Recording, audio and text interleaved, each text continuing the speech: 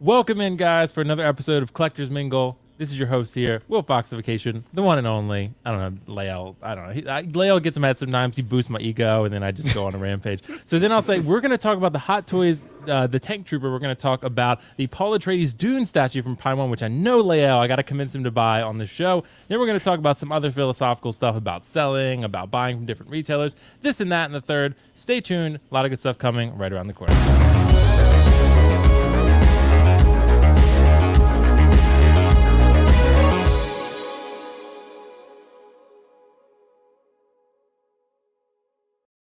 Dude, that intro is always so difficult because I never script anything. I just have to come up with that shit right when I click go live. Bro, I just hear like this, sometimes it doesn't. This 80s rock group in the background going, WillFoxification. Let yourself. Yeah, everyone crazy. Great pump music, except for me. Like, I really need to find some better stuff because you gotta get some, bro. Killer bump music. Bro, so but well listen, Kiko, you don't need it, bro. Like, looking at those figures in the background, bro, you just let that shit speak for itself. I know, but you got to get them in first, you gotta get them in to watch this, and you got to get something to, tickle them a little bit to get them in there. But yeah, man. Kiko, man, how many times, I want to ask you this, how many times have you been compared to PewDiePie? Because you look just like PewDiePie. Is it like every day? Well, until I make it on South Park and being parodied, then I guess I'm not arrived. But it's a compliment, by the way. It's a compliment. No one has told me that. You were the first. Yes, dude. Maybe it's the hair. Maybe it's the golden hair. You have like a Targaryen look to you. Well, thank you. I would much rather be said that I'm a Targaryen than PewDiePie. So I'd love to be, the father of dragons or something like that. Yeah, father of dragons. You're not the Mad King, though. We'll say that. No. Yeah. All right, but guys, thanks so much for joining me, everybody. We'll address the chat in a little bit. Before we do that, Joao, third-party reviews. Yes. Dude. How are you? Thank you for having me, Will. Well, it's a pleasure. Just to answer here a comment, because Pablo Meza asking me if I'm going to review the Mime Joker from CyberX, and I'm going to review it tomorrow or after tomorrow. Nice. Well, Joao, you do amazing reviews, man. So thanks so much for joining us. Seriously. I know you've convinced many people to buy third-party figures. So even me, that Arthur Morgan I was already going to get, but when I saw your review, I was like, hell yeah, bro. Third-party love, bro. Oh, see, look at that. Lael's got one right there, right? Yes. Night Vigilante. Man. That Night Vigilante, bro. See? And Joao's always like the first one to get those reviews up because he gets those like really quickly because you live in China, right? Yeah, China. Yeah. Dude, thanks for joining, man. It's good to have an expert in the room on third-party. I'm not expert by any means. You are tonight, man. You are tonight. You got to, look at that. You got Gambit, Arthur Morgan behind you, and Billy the Butcher. Like, come on, bro. And the Doomsday Revealer. Don't sleep on Joker. Don't sleep on Joker. Yeah, don't sleep on Joker. Yeah. So thanks for joining, Joao. Lael, man, you got some serious posing going on there. I got to solo you for a second. Yeah, we just actually came off of Take Your Position. We did it for Iron Logan's.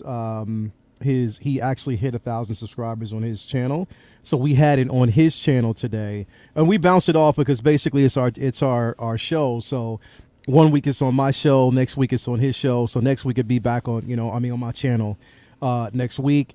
And today we did Batman. He did a giveaway, and he wanted to actually pose it up. And the thing is, it's like again, I have the Justice League Batfleck figure, and the cape itself is from Unreal Customs. If you haven't already, you can actually go on and find their pieces. They're amazing. And I didn't really know how he was going to look when we posed it up. Like you did a couple of poses, but I didn't know how he was going to look next to Nightwing. Boy. Yeah, it looks. Look at that oh cape. My God. Yeah. Oh my God, bro! It looks amazing. I was like, I haven't broken it down yet and put him back in the shelves because I have him with Wonder Woman. I have Batfleck with Wonder Woman in Cavill. And this one I have in a totally different display case. I wish I could actually get this in the display case the way I want it, but the cape's too big, so it's just not going to happen. But man, like, yeah, this I love it. What a display, though, man. Seriously, yeah, I love it. That's some serious use of a wired cape. I mean, that's that's how you do it right there. They're the ones who make the Mando Luke cape as well, right? They make the Mando Luke cape. Yeah. They actually make the Wonder Woman cape as well. They make the Superman cape. They have so many different. Actually, I even got a Black Panther cape from them, wired. So yeah, they. I mean, Unreal Customs. If you haven't already looked them up, you can find them on Instagram. You can find them on Facebook. They do amazing work with their capes. As a matter of fact, because I haven't really played around with this particular figure until now. And, you know, when we did the show, and I'm like, wow, like, it really has some presence. Just the cape itself is a character. So to be able to do that was incredible, man. So, yeah. Dude, that looks badass. And finally, Kiko collects. First time on the channel, man. Layout and Droud, let me tell you, Brother Cousins has competition. This is a smooth motherfucker right here. Okay. Well, I believe it. Yeah, this is a smooth motherfucker right believe here. it. Okay. So Kiko, man, if you don't mind introducing yourself to the chat here, because rub the beard while you're doing it. Rub your beard while you're doing it. Yeah, they want me to gotta be careful on my stroking here. Show up that smooth facial hair. Yeah, but I don't know how you guys do it, man. Joao and I, man, see, we got the light facial hair. I can't do it, man. Well, I got a dirty blonde. My wife's the one who does all this stuff up top here. So this isn't natural. You know, this is my stage hair, if you want to call it that. You know, this is the way it really is. But yeah, man, this is exciting to be on here with you. You know, I interact with you all through different mediums and such, but for all to work together and come together, this is unifying. We are the world, everybody. Hell yeah! And so this is exciting. So thanks for having me on, man. Absolutely, man. And by the way, Kiko did a video on Hot Toys reissues. You do some informative stuff, man. Seriously, that was really good showing. That. Showing like the 5% thing, like of Hot Toys getting reissued and less, so the chance of a reissue are usually lower than we think. Like that was pretty informative stuff. I don't think that's really good. So you know, now that we're on that, can I ask him a question real quick? Yeah, before man, we move on? Interview. Kiko, let's go, baby. Let's go. Kiko, the chances of us getting that DX Joker again. What do you think? As a reissue? Are we talking about the 3.0 version? The 3.0 version, yeah. Okay, so as you all know, there was and I forgot to actually mention this in the video. So this is the director's cut. If you want to get to that, Got you. Snyder cut. Yeah. So this is that premium Patreon. Yeah, this is the Kiko cut. Yeah. So you know there was the original versions of all the Batman figures where they came in, you know, the real weak face sculpts and things like that. And then when they did the reissue or the 2.0, they moved those over to the DX line. So you got Joker. And you got Batman in the DX line, and then they re-released Two-Face, but there was not really a known issue to do a DX for that. They reissued, you know, Selena. So, is there going to be a 3.0 version of Joker? I think so, simply because if you look at this trajectory of all the things that have been released, it's all Batman or Iron Man pieces, and they're really kind of strategically moving them all around, kind of starting at the bottom and working their way back up. I'm surprised we've not yet seen it. I really do think, you know, that unless there's a licensing issue that would prohibit them from doing so, I don't see why they wouldn't. And, you know, with that DX release, I think it's the DX12, maybe whenever that one is. So with that one, it comes with 2 head sculpts. And so if we get an extra one, if I can get another Joker body to drop the extra head sculpt on, I'm in. I will definitely get that. So because I would love to be able to show the laughing head sculpt and whatever the upgraded, you know, normal one is. Got you. I would say that is a little greater than the 5% chance, you know, of all the other reissue out there. So fingers crossed, but I think you could see that one possibly even this year. And Bane. Maybe Bane. Yeah, and let's put it on a better body, because that's the one big beef I have about that, is that he looks like a like a child, and it's an older figure. And give us seamless arms too. Maybe swap out arms. Give us seamless arms. It's like the same thing that they gave us with Drax the Destroyer. Like, it looked terrible. Yeah, I mean, I'm looking at Drax right now, and he looks rather anemic, and those little nuts he was eating on the ship must not have been really filling out and hitting the macros. Because, well, the Hot Toys, they probably hated doing those tattoos. So yeah, I mean, each one's individually sculpted. I mean, I mean, they retooled that entire body, and so if you're going to add, you know, bigger, you know, pecs, essentially, you know, that's more shape and more stuff you got to do. So I don't know. I mean, I definitely think that the market is there if someone wants it, but we'll see for sure. Yeah, but I think that for Bane, I'm looking at the Hot Toys one. The body is not as strong as it should be.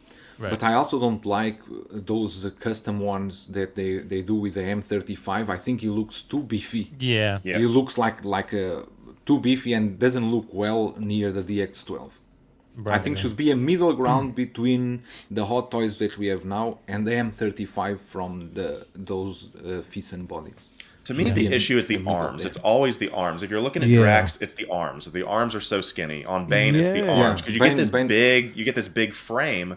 And the big back and everything, but the arms don't make like, you sense. give us the frame with the definition, but the arms never match up. Yep. And it's like with Bane, it's easy to kind of get away with, because if you put the jacket on, okay, cool. Yeah, I put the jacket. At least to contribute to it. But with Drax, like who?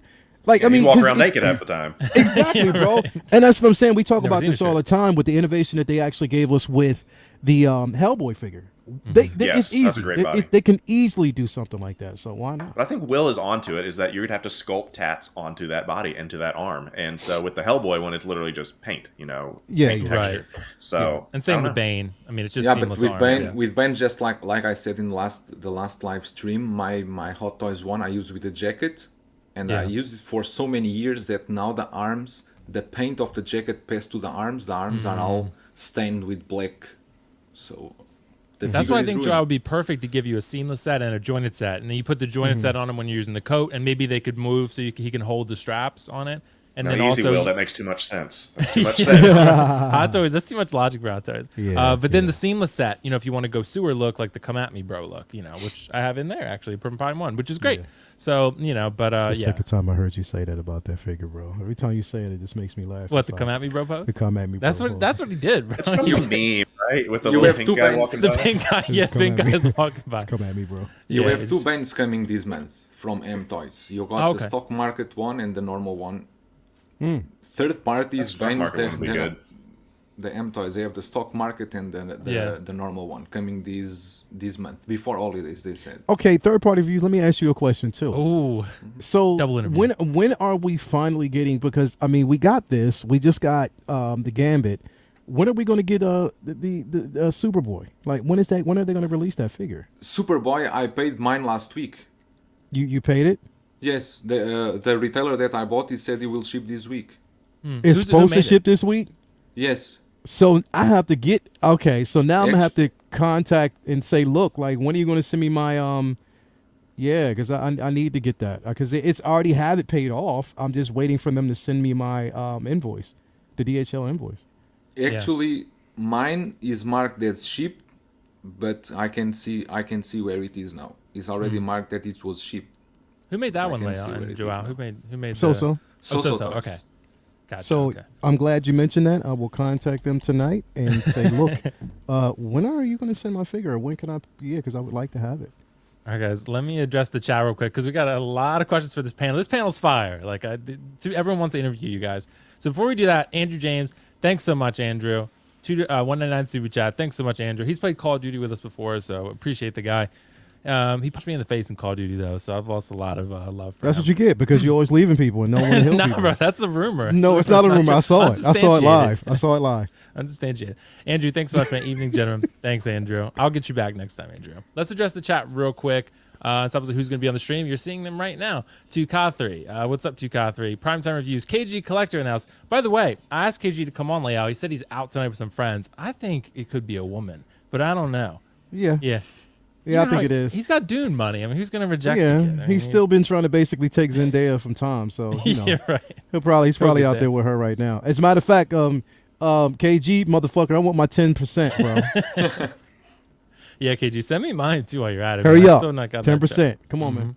So Simon, Anthony's house. Anthony, feel better, man. Anthony was going to join us tonight too, but he's sick, feeling under the weather. Yeah. Anthony, feel better, man. Happy Too to much have you. nookie. Too much nookie. Exactly. He's in the segment on Wednesday too, Lael, by the way, which I'll show on Wednesday. Lewis the Bits, MB Dyson, Sean Bean in house, Cuervo, Spongy the Collector, Jesus Gutierrez, Tobor, DJ, Mike Feller, Andre. What's up, everybody? AJ, good to see AJ. Dockinator, KJ Smith, Avengers Assemble. Linda, good to see you, Linda. Let's see. Pablo, Two Ferns, what's up? Bob Dylan, of course, the greatest moderator on planet Earth. Nathan, who makes these amazing bases. Nathan, you got to start selling more of those bases, man. Them things are fire. Trust me. Zero Gravitas. The Queen, Toya T in the house. Yes, she is. The Baby's in the building. She's up there doing. She's upstairs doing work and she's watching. Nice. She's making sure I'm being a good boy. You're right. She's watching every word you speak. But you know what? Check it out though. Now that because since Kiko's on here, I'm not alone, so I'm good. Exactly. It's true. It's true. All right, so Andrew James, we mentioned Leonardo Hernandez. Leonardo Hernandez is happy for Kiko being here. Kiko's a celeb at this point. He's a Targaryen. I mean, House of the Dragon, babies. House of the Dragon. Exactly. All right, so Joey Dow. Dinesh, good to have you here. And that's pretty much everyone. Oh, we got Hot Toys Collector, Blitz. Don't forget to hit the like. Thanks so much, Blitz. Kinky Sphincter. I love the username always. Good Lord. Yeah, I know, Kiko. You have no idea what you're joining into. Let's see. Jeff for sure. Hey, guys. Love to see the Kings today. Hope all is well. Thanks so much, Jeff. Appreciate it, man. Okay. So guys, let's start with something that just came out recently. I wanted to talk about this because this is a figure, honestly, it's not one that I was super anticipating, but I've seen a lot of people at least be kind of happy about it. So this is the Hot Toys Rogue One Tank Commander Trooper. Yes. So I want to start with you, Leia, on this one, because I know this is one I think you're probably getting, right? Yep. Okay. How do you feel about it? You feel happy about this release? It look good to you? Yeah, I mean, it's one that we've actually been waiting on, especially if you're a Rogue One fan. It's a line that we've been basically waiting on for the longest time. To finally have it in hand. And I think, once we got like the tank troopers, the tank drivers for, the Mandalorian series, this was inevitable. You know what I mean? It had to drop, and finally they did. I'm glad they did it. Again, it's, same, almost close design to the actual shore trooper from the waist down. Above is a somewhat unique armor, and I love the helmet. So yeah, definitely something that I could not wait for. Yeah, I'm excited, man. Yeah, it looks great, man. It really does. It is a cool looking trooper. I mean, I think the cake goes to Rogue One in terms of trooper designs, no doubt about it. I mean, Death Trooper, you got this trooper. What else did that? Short Trooper. So I think they won this round. They went all out. They went all out with it. Yeah, and I'm happy for you, Lev. This, and I've seen it go. It's going pretty cheap right now. And it might even go lower. So this might be something I would consider. If it drops even further. But Kiko, how you feeling about this? Is something you're going to pick up? Well, of course, mainly because, as they had said, it's from the Rogue One line, and this has a rare distinguishment of being on the coming soon page and actually coming off the coming soon page and actually going into production, because there's a graveyard of the coming soon and all these different things that we've seen at cons and conventions and whatever. And this was teased years ago, and randomly I think they saw that the helmet was from obviously the Mandalorian. They're like, well, I guess we might as well just put this fucker out there now. And so they took the helmet, found some shore troopers, played a little bit of Lego, and they put a new paint on it, and that's why it's out early, because they had all the pieces already. But I think you're right on the money about this being a special. Rogue One has the money pieces. They really do. They have all the good. And even on the secondary market, if you miss out on a Rogue One figure, you're going to pay through the nose for it later on. There's not a single figure from the Rogue One line that is under retail or even at retail. They're usually double that's or actually triple. Really true. And it's crazy to think about. I remember when Krennic first came out, they're like, this is years after they finished this lineup. And I was like, y'all be careful, because I promise you, as soon as that smooth fucker in that white outfit gets on your shelf, you're like, okay, I need this. And what do you know? He goes for like $500-$600 now. And so yes, if you want this or think you may want this, go ahead and get it. Don't sleep on this. Don't sleep. Hey, Kiko, let me ask you a question. Do you think? Now I know this is probably one that I'm just throwing out there right now, because I answer any and all questions. Okay, let's see. We know that Sideshow recently took one of the infamous figures off of they took it off of RSVP or coming soon, the Baze Malbus. So do you think this is, like I said, this is shot in the dark? Do you think that we would possibly see that in the future? A Baze figure? Yeah. I think we don't know anything about licensing rights. I can't speak to anything like that. Any of the legalese, then there's no hope for that. But if it comes from a money-making standpoint, yes, because you can only trot out so many figures that I want to say don't sell. And I know if it's a Rogue One label, it will sell. For some reason, that is everyone's, if you look at the Disney saga or the Disney Star Wars, that is what everyone gravitates towards as the standard bearer. And if it's a figure from that movie and they have the rights to do it, then yes, they will absolutely do it. I would love when it comes up to maybe the 5-year anniversary, which I think is coming up real soon, or some type of anniversary, for them to drop, some new Rogue One pieces. And it's starting to trickle a little bit. We got Krennic. We ended up getting this. You never know. I would love to see that, because I got Chirrut, K2. I mean, they would look so good. But tell me you got a Jenna or so. Of course, I got Deluxe. I got Deluxe. I got Imperial. That's Leo's favorite. Will, good job. Thanks, you man. picked the right. Thanks, man. Will, good job. Pat yourself on the back for me. That's what I do. Pat yourself on the back for me, bro. You did a good job. I want to be a blue blood 5-star recruit for this podcast here. So I'll do what I got to do. But but if you go that whole route, then we're gonna need Bodhi too. And I want to complete the team. So let's go. Put them all out there. Give me Baze, give me Bodhi, and let's get Galen. Let's just complete the whole thing. Let's get going. Let's keep going, y'all. Yeah, let's go. Yeah, I mean, especially here's a little thing. Obviously, everyone knows that Mads Mikkelsen replaced Grindelwald in the new Harry Potter coming up. Yes. If they end up making another Fantastic Beasts run of figures and they make a Mads Grindelwald, then let's go ahead and use that head sculpt.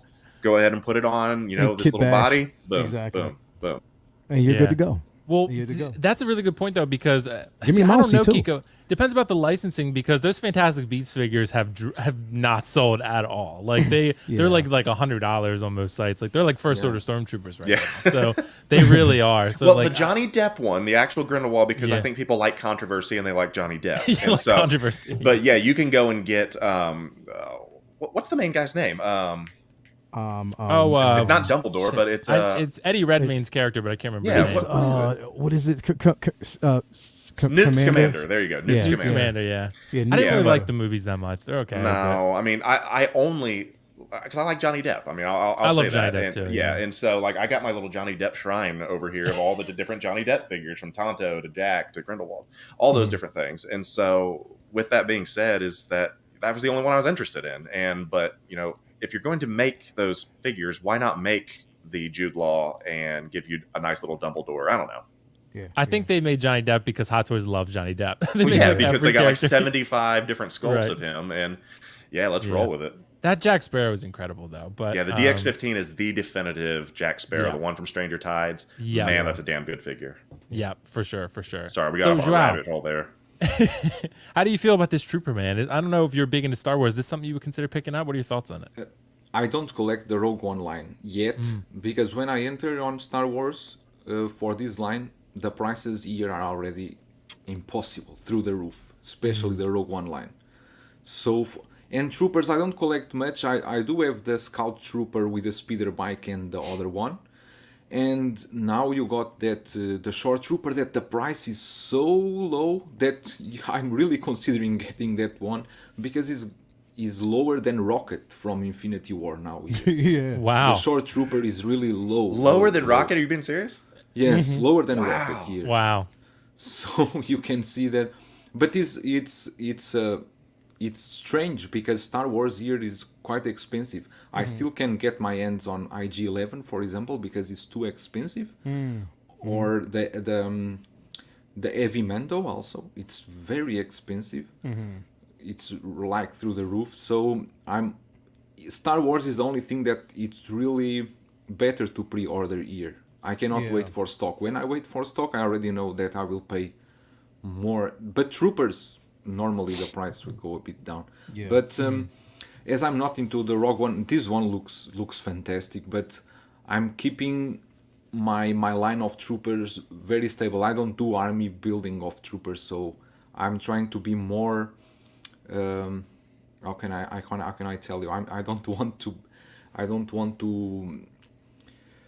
You're selective in what you get. More selective on Star Wars, yes, because there are a lot of good figures. There is very few figures from Hot Toys, especially Star Wars, that are not worth. They are most quite good looking.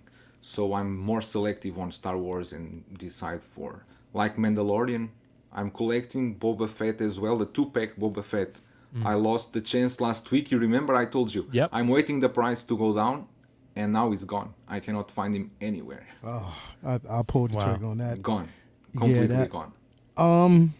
Sorry, go ahead, Leo. Third party reviews, like just, I could possibly have something for you. I just don't know yet, but we'll talk after the show.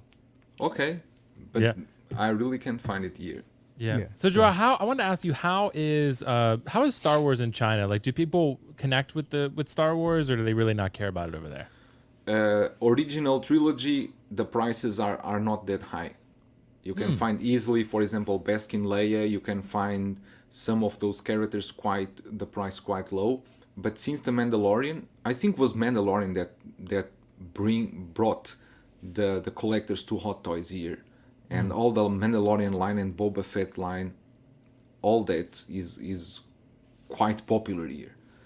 That's why you see now those resellers from Hong Kong. Before they only target US market, but now they are targeting China market also. Once it released on Secret Base, they already pass some figures to China part, and they sell it here with a big profit. It's that, and they sell well. They can sell it very fast because you have collectors here that want to have it first day, and they don't need to wait. Because, for example, this Boba Fett, the one that go out, the 2-pack, it's not released in China yet. You need to wait at least 2 months to be out here in China. China always get the goods after Sideshow. It's Hong Kong, Sideshow, China. It's always like this. Interesting. So you're saying the Mandalorian has definitely captured people in China, at least with Star Wars, but the original, because that's like Mando's figures sell really well here, but it's original trilogy figures here that go way up usually. So in China, it sounds like it's the opposite kind of. Like China, they don't really care as much about. You have some specific figures that are expensive. For example, if you want to buy Han Solo, it's expensive. Right. If you want to buy the R2D2, then the latest one is expensive. Yeah. But those figures like Baskin Leia, those simple figures, they are cheaper. Yeah. Of course, you cannot find the Emperor for any cheap price. It's always expensive. But, gotcha. Do you think they like the Boba Fett and the Mando line? Because we know that Marvel and Iron Man is king over there. Is it because possibly Mando is kind of like Iron Man in a way? You know, he's got that, robot look to him, and they kind of like that? I think most people here, they like Mandalorian because of Grogu. I think it's that. Who doesn't like Grogu? They have that, because Mandalorian in some way will give you that relation, father and son relation with Grogu, and it seems that the people connect very well with that. Even my children like Mandalorian, and because they just want to see. I had to get the Hot Toys Grogu because of my daughter, because she liked to play with it. And until some extent she can touch, not the hair though. Well, it's funny. You were telling me, Joao, I know that your daughter wanted to play with Pennywise's balloon too. So so she has. Yesterday, I gave her the balloon to play a bit with it. Oh, nice. Okay, gotcha. Nice. It's a great figure. I'm glad you picked it up, man. You made me real happy with that one. But guys, before we move on to the next topic, I want to address a few super chats we had here. So first we had, by the way, Lael. I'll move everyone down here a little bit so we can see Lael's face. Lael, this was SpongeBob SquareBalls, by the way. So he said, I dropped the square balls because it makes you giggle so much. And I'm throwing my Prince Daddy Snoop Dogg thing with the name change. Hashtag square balls. Come on, man. Why'd you change it, bro? Like, why change it? You should have kept it, man, because it bro, the laugh was welcome, bro. We need that. And on top of that, it's recognizable. Now I'm gonna have to get used to Spongy the Collector, man. Come on, man. I know. Come on, bro. I know. Change it back, man. But we love you. Thanks so much for the super chat, man. Yeah, SpongeBob Square Balls. Square balls. That's what I'm talking about. Jesus Gutierrez, thanks so much. Jesus. Every evening, gents. Sorry, you guys seen the custom Dark Lord Dark Knight Returns figure by Ravanic Studios? An amazing figure. Any of you considering? Have any of you guys seen that? I might have to look that up. I haven't seen that. No, I haven't seen it yet. Yeah, I don't know. Someone might have to link me to that one because in the chat, because I have not seen that one. So I don't know if any of us are considering it because I don't know if any of us have heard of it. Yeah, I haven't heard of it. What's the character? It says Dark Lord, so obviously some Dark Lord Dark Knight Returns figure. I don't know much about Dark Knight Returns. Is that an animated or a comic or something? I think it's a comic. It's basically a comic and a graphic novel. I think it's the one that it's not the one that just in review some weeks ago, because it was from this Ravanic studio. I think it's that one. Okay, Ravanic Studio. Interesting. Okay, yeah, I'll have to look that one up. But Renz Tolentino, I'm with you, man. He said hashtag bring back the square balls. Yes, bring back the square balls. Oh, I think bring back the square balls. Let me. Yeah. I think I found it. Give me 1 sec. Because Joao, when you said that made me look on Facebook. I think he's talking about this one. I think that's what he's. This is what he's talking about. Yeah. Wow. So that's pretty cool looking. He's that's huge. A custom piece. This one's 6 scale. I think so. Yeah. Okay. Let me pull you guys. Let me take the comment down and I'll pull you guys to the side so you can see more of it. Okay. Oh. Yeah. So that's who's making cool. this? Ravanic Studios. Ravanic. But this should be a piece for $600-$700. Yeah, it's probably almost looks like a statue or something. Like, yeah, that cowl is something else. Yeah, exactly. That cape too. And I love the red. Is that accurate, Leo? Is that accurate to the comic? Like the red and all that? Well, It looks pretty cool. I really can't say. It's definitely accurate. I mean, because this was the version, the Flashpoint version that we actually got of this character. So definitely, yeah, that's Flashpoint Batman, man. That's incredible. Yeah, that's pretty cool. And that's accurate. Like that's Thomas Wayne. Like that is definitely accurate. Oh, it's a Thomas Wayne Batman. Okay. Yeah, that's Thomas Wayne. That's pretty cool. Yeah, like wow. Okay. That's dope. But we got something. I would definitely get it. Like literally, I would definitely get that. Yeah. Well, hey, Jesus did his job then. So, let's see. So, Leo, this is something Kiji's not even here to talk about his own statue. I know. But this probably is something. He's probably on the set of Willy Wonka right now. Probably. Or out with women. I don't know what he does. I don't know what he does in his free time. So, guys, let's talk about this Prime 1 Paul Atreides from Dune. So, Leo, I know the figure's coming out. I know you prefer to pose, but I thought of you when I saw this because I originally thought this was going to be way more expensive. 900 ain't bad. So, Leo, I want to start with you on this one. What do you think of this? This is Blitzway and Prime 1 in collaboration here. Well, definitely the head sculpt is on point. You know, I love it. I mean, you know, I mean, you can't go, you can't take away from the fact that, like I said, I mean, the presentation itself, you know, the sculpt is on point. Just the imagery itself. I mean, we are looking at Timothée Chalamet. I don't know though, because like I said, I mean, the figure itself was just so enticing, but when we look at the sculpt versus this, of course, this is going to win it. It is still a bit soft. If I look at it, like it can be better. You know what I mean? Definitely. But look at KG, 20% off. You and Leo, I'm well, straight up. So yeah, yeah. I mean, yeah. I think this piece is amazing. If I'm going to actually get it, or I don't know. I don't know. Again, very selective about statues. But this is what? It's a collaboration between Blitzway and who else? Yeah, and Prime 1. They collaborate together a lot. Prime 1 does everything but the head sculpt. But if you honestly, if you put the mask on him, like it's kind of like a Winter Soldier vibe to it, where like even if the sculpt's a little soft, like I think they have a picture. Yeah, with the mask on, dude, that looks pretty cool. I'll see what Toya says. Yeah, look at that, bro. Once she sees it, then we'll know. We'll know whether or not it's something that will be on the slate for the future. So we'll see. And it looks like a real fabric cape. So that's pretty cool. But dude, it's pretty dope. But yeah, it's honestly, I thought it would be more. So Prime 1's actually getting their shipping can be kind of high sometimes. But short of that, I mean, like the Jon Snow on throne was $1,000. I thought that was going to be a lot more considering he's on a giant throne. So, you know, Night King's like $1,000. If you get the deluxe with the whites, it's like $2,000. But you know, just him on the docks $1,000. That's pretty good for Prime 1, to be honest. I mean, like Baldur's, he was quarter scale and he was $1,200. So I mean, you know, and I think this might be quarter scale as well. But still, like $899, under $1,000 for. I mean, you know, Leo, XM Revan was $1,000 plus $250 for shipping. So I mean, you know, this ain't bad, but it's not bad. But do I want to pay $250 for shipping again? I don't think. Maybe you can get it from someone else in the U.S. if they do this. Probably, hopefully. But anyway, so Kiko, how do you feel about this? I don't know if you're a statue guy, but maybe I can corrupt you one day. Well, I've started corrupting myself. Actually, I guess this holiday season is that I kept going to one of my local comic shops that, you know, that I frequent. That's a sideshow retailer. And every time I'd walk in, there was, you know, all these amazing statues. So shout out Replay Toys if you ever get a chance to check them out. They have all kinds of stuff. But yeah, so I got my first statue a few months ago, and here's where I come out on that. And then my wife ended up getting me a sister piece, you know, for Christmas with it. So I got two of them now, two giant statues.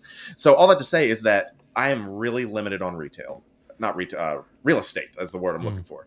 Is so whenever you get a statue, you have to be real selective on, you know, where you're going to be putting it and such. And so I have to have an extreme attachment with my two statues that are in front of me right now. I have to have a real attachment to them because they're taking up a lot of real estate in my collection. And so for this, wasn't the biggest fan of the movie, either of them. And it just wouldn't.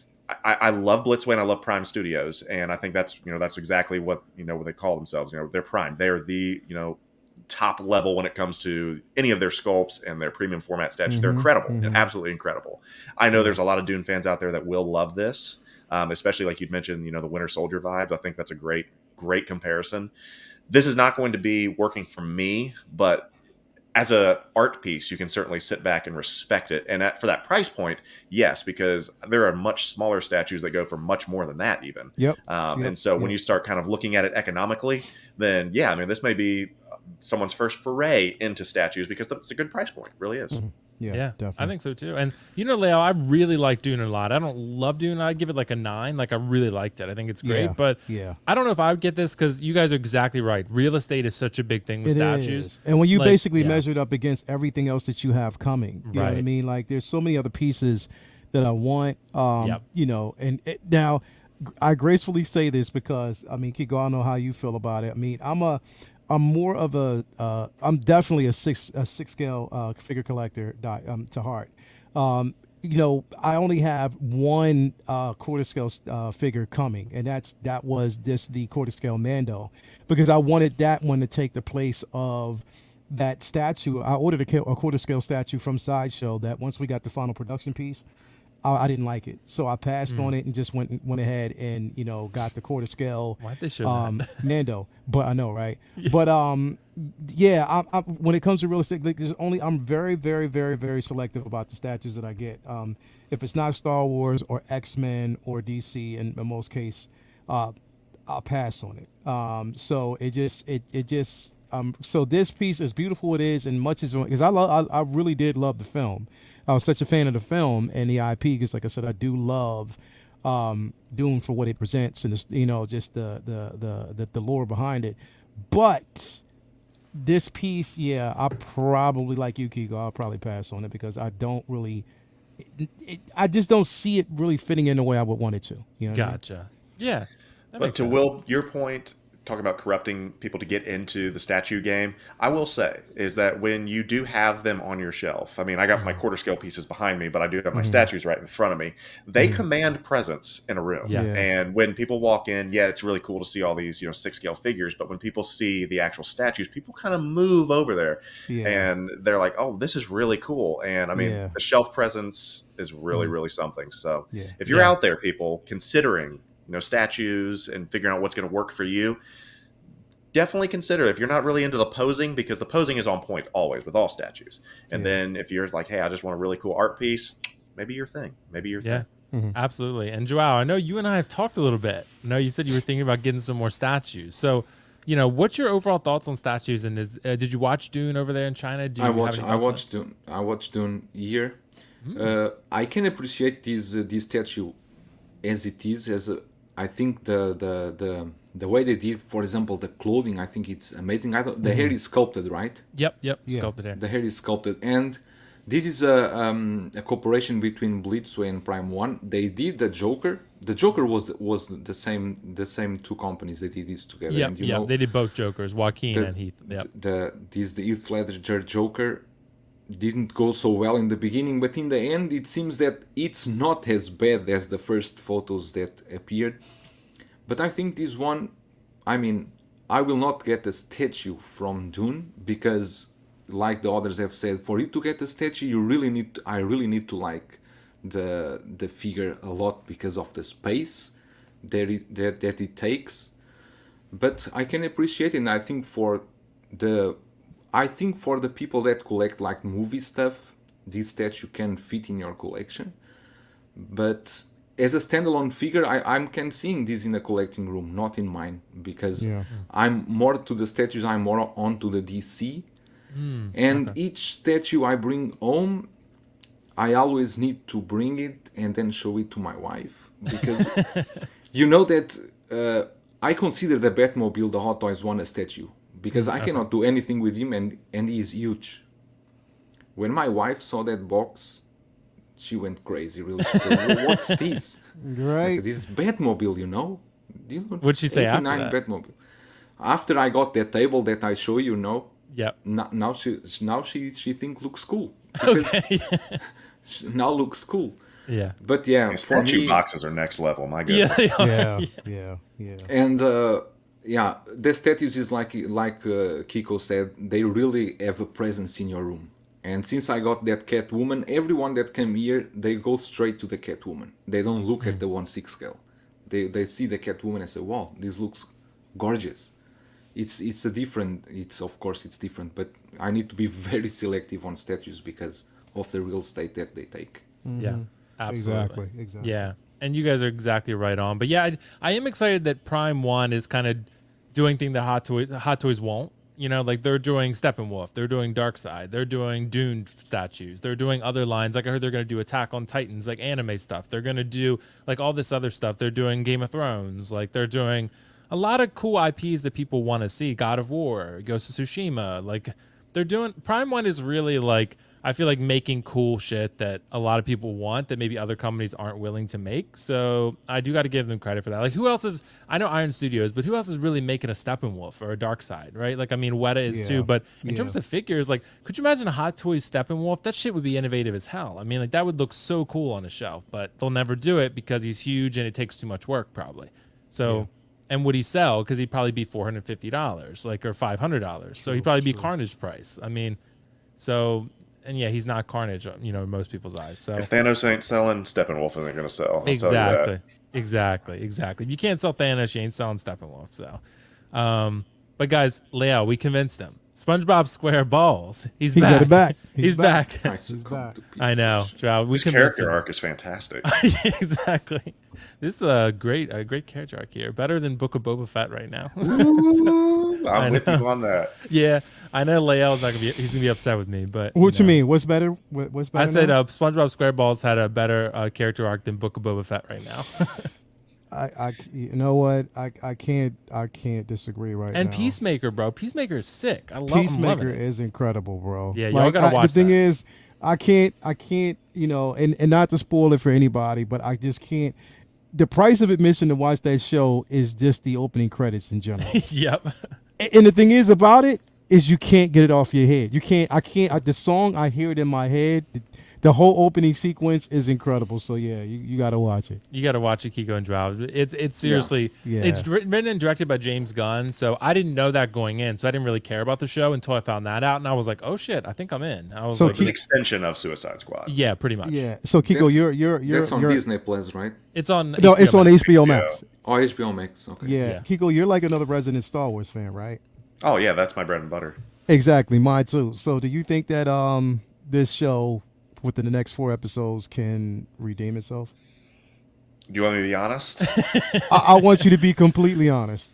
You're talking about Book of Boba, right? Book of Boba, yeah. Yeah, Book of Boba. Yeah. And so, Willers, for anybody out there, I mean, this is widely available, so you can get out there. So I've not been thrilled over the past 3 episodes. I really haven't. I feel like the flashback does are a little too much. I appreciate the character growth and trying to figure out, oh wow, you know, he's learning stuff from the Tusken Raiders and stuff. That's cool. I get that. I think it's been a little heavy-handed, a little too much flashback, and they're not showing anything going on right now. Yeah. Fast forward to this past episode, and you're like, okay, wow, we're going to do some stuff in the real time. And it was just so odd to me that, and I even actually this morning, I went back to watch that episode, The Tragedy, when Boba Fett shows up in The Mandalorian, he gets his armor back. Yes. These are 2 totally different characters. Yes. He actually he even says, he's like who are you loyal to, essentially? And he's like, I'm loyal to no one. He's like, all I want's my armor. You know, I'm a badass and I'm going to fuck some shit up. And that's what he does. Exactly. And now we got this guy getting manhandled naked by Wookiees, having slow speed cyberpunk chases in the streets of Tatooine, getting bested by some clown mayor, and not using his jetpack when he obviously was using that. That's one of the things I loved in the Tragedy. They're like, hey, we got to hurry up and get to your ship. They just destroyed Mando's, and he jets off. Where has that jetpack been up until the last 5 minutes of the show? The last 5 minutes of the show. That he could have used the entire time himself to check. Episode 3 is a travesty. It is the tragedy. Yeah, it is. And so I understand, it's really cool getting Danny Trejo in there. I'm really cool with that. I love that. I love Machete and I love all that stuff. Yeah. I love seeing the Rancor. I think that's fantastic. Yeah. But I think they're having a real identity crisis because that is not the same, because this is set after Mandalorian. So how has he gone so soft? I'm not, what I'm saying? How is his character changed? And from the original trilogy too. I mean, Correct. like, Yeah. I mean, I even agree. if it's 5 years in the desert, still 5 years he changes that much. I mean, that's I agree. Yeah. It's like, and the thing is, what I didn't, because Paul Rodriguez actually directed the first and the third episode. He didn't direct the second those were one. the two bad and, ones. and exactly, like, people are so excited because he's not directing the next couple of episodes. I think he's only directing one. I think the last one. I'm not really sure. Well, but this isn't necessarily a directing issue. I mean, it's this is a writing It's a writing and storytelling. It's a writing issue. Yeah, that's the biggest problem. Is and the writing that's issue. what scares me, and it And makes it's me inconsistent. wonder: is Mando the one-off? Is Rogue One and Mando the one-offs, and they got lucky? And because I love Star Wars, I grew up with this, and so I was disappointed by the sequel trilogy. I don't think any. I mean, it is what it is, and Rogue One is fantastic. Mando's been fantastic. Yeah. If they shit the bed on Boba Fett, who's an iconic character, I mean, you literally are handed the keys to the castle with merchandising and everything. Everyone loves Mando. I'm sorry, Boba Fett. Yeah. If they fuck up Kenobi, though, it's over. Yeah, if they screw up It's Kenobi. over. Yeah, and I think that's really, really going to be the litmus test. So there's no coming back from it after that. You will lose so many fans. If they pull this type of shit that they're doing with Boba Fett during Kenobi, because you only get 4 episodes in Kenobi. So you need to stick the landing, you need to tell a story and make it make sense. You're bringing back too many big names. Yeah. You cannot. I think it's 6 south. for that, isn't it? 6 episodes? I hope it's it's 6. It's There's 6 7 for episodes. I think Boba it's 6. Fett. Boba's 7. Yeah. I think. Yeah. I think. I hope Obi-Wan's it's 6. But but you guys are right. I mean, like, to me, Boba doesn't. He feels aimless. Doesn't really feel like he has a goal or a direction. And also, he's so soft. Like, he's like. And Tamora talked about this, and like you could see he's kind of like I didn't want to talk as much. He said I wanted to be more mysterious. That's kind of what Mando is. Mando talks when he has to, but he has the helmet on. He's mysterious. He's Boba, like in the original trilogy, that was him, and I feel like you're right. Identity crisis is the best term to describe it. Like he's soft. He's not the same Boba Fett that we know. Like the dude comes out in a bathrobe after being assaulted by Black Chrysanthemum. Okay, Yeah.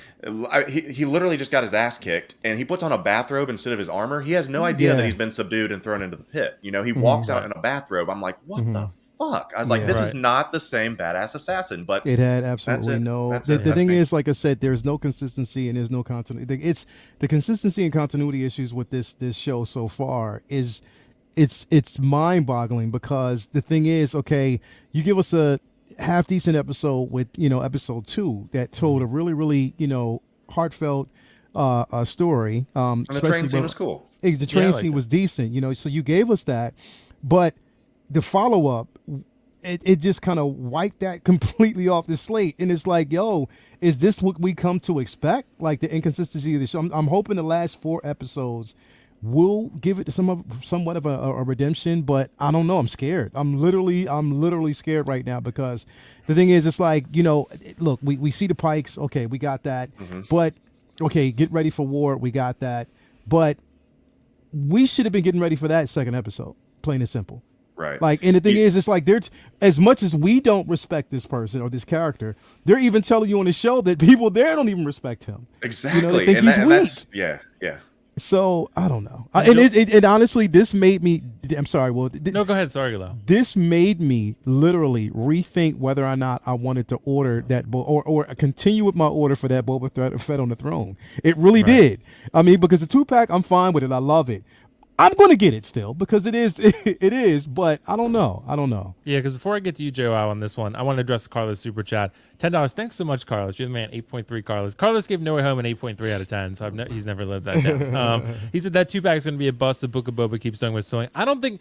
I'm more convinced that, like Lael said, the throne version would be a bust. So, Joel, have you watched the first 3 episodes? What do you think about this? Yes, I watched the first. What do you think so far? But here about the Carlos saying that 2-pack is going to be a bust. I mean, I consider this 2-pack to be a Mandalorian. Yeah. Right. Yes. I think that's how people will view it. Yes, exactly. For me, it's like a Mandalorian one. About the Book of Boba Fett, the show itself, I'm not enjoying it that much. And I think that I heard there are some news about Han Solo appearing in episode 7 or something like that. But I don't think that a character from outside will save the show. Needs Boba Fett by himself to save the show from what it is now. That is a bit of a mess. No, I totally agree. They can't just pull out their ace card, of Luke Skywalker showing up again, and you can't pull that. Yeah, Kiko, but I think Luke didn't save the Mandalorian. No, the Mandalorian was already good as it was. Exactly. Yeah. Right, but I don't think Han Solo will save Book of Boba Fett. Boba Fett need to be by himself. That things need to change somehow in these next. We have more 4 episodes, right? 4 episodes, and it might get really good. We don't know. I mean, it might. Sure, but it's too. It's 2 stinkers out of 3. Yeah, it's too soft. It's someone brought up an interesting point to me. They're like, "Hey, do you remember that all those Queel scenes from Mando? Those were so boring. I hated those, but that really paid off big time in Mando, and I don't see anything that's in Boba right now paying off like that.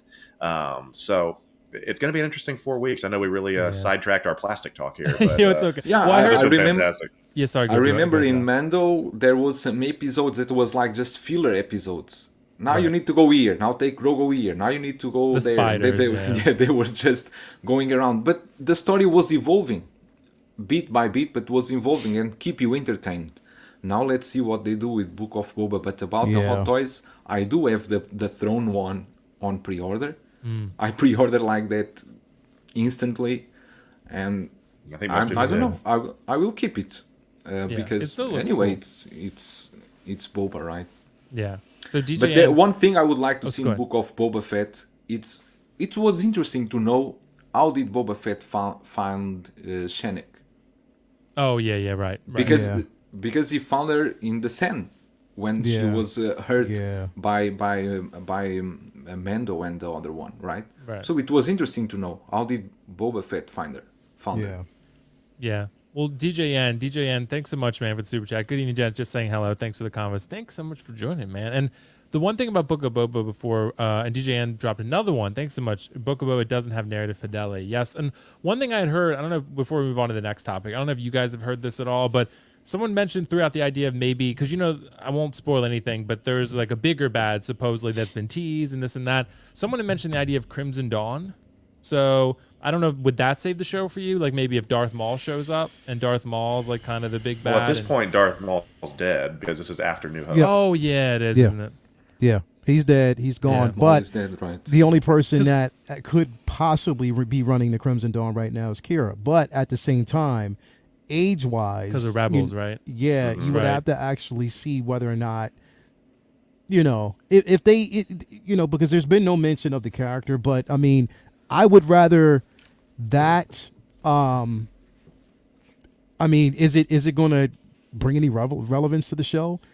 It's kind of hard to say right now, but man, remember before in Dante's show, levels there. You will also the Ares was there when we were talking.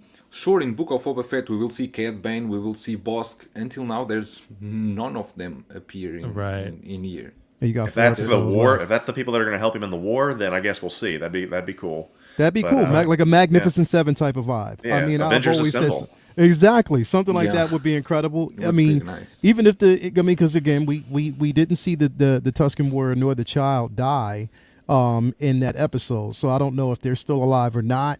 But I don't know. I mean, it would be nice to see her be a part of the fray too, to kind of help. But I don't know. We just have to see. To answer somebody's question in the chat, yes, this is a custom cape, just to let you know. Oh, okay, gotcha. We even said that Mace Windu would appear here. Yeah. Yeah, right.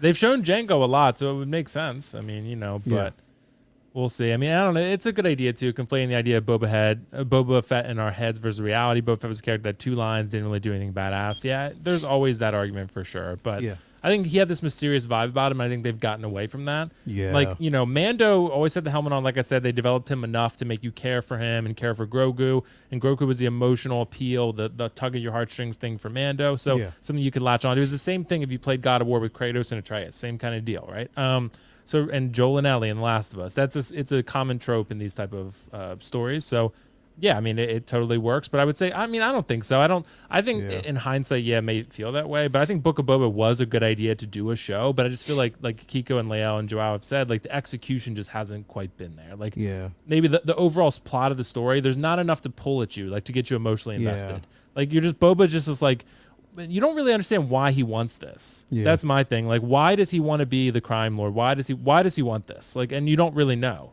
It's never really made clear. Mando, bro. When we talk about the Mandalorian, bro, the polar opposite. He look. He might have got a few licks in on him, but he wasn't getting his ass whooped the entire time, like literally. Right. And if you're telling us that Boba Fett, is the most feared in the galaxy, why aren't we seeing that yet? Like, why aren't we seeing that? Show us the motivation and his purpose. Just to you're going to have to show something like these filler, because each episode so far has felt like a filler, literally. Yeah. Yeah, we could go on about that forever. I know. I know. That's why I'm shutting my mouth. I know. Let's move on to the next topic. So this one's a little more positive. So we're going to talk about most anticipated release coming out in 2022. If you happen to say something that's coming out in 2023, it's not the end of the world. But we're talking about just third-party or Hot Toys 6-scale figures, so no statues in this one. But, Joao, I'm going to start with you on this one. What's your most anticipated release for 2022? I think it should be Batman Forever, Robin and Batman. Oh, okay. Let me pull that from up. Hot Toys. Should be releasing, I think, is second quarter of this year. Oh, okay. I think should be that. So is it both Robin and Batman? Kind of, you're excited for both of them, or just one? No, must be the two of them, because Okay. I really need the two together. And That's the one with Robin that's rather excited, right? Exactly. Okay. Or back to Robin. Robin. Yeah. So, Joao, are you a big fan of the original films with Val Kilmer? I like the suits. I'm not a fan of the movies. For me, it will always be the 89 and the 92 ones, the Batman Returns. The suits are incredible, though. Yeah. The suit looks amazing. I didn't like so much the movies, but I really enjoyed. Oh, there you the go. suits. There's Robin. Yeah. Yeah, this most probably will be a bit different when we got him in hands, but yeah, this set. And then I think Luke from The Mandalorian. It's also this year, right? Right. Luke, yeah. Mando Luke should be out this year. I think it comes out maybe Q4, something like that. And finally, the 2-pack, the Nightmare Batman. Oh, with the Superman and Cyborg, of course.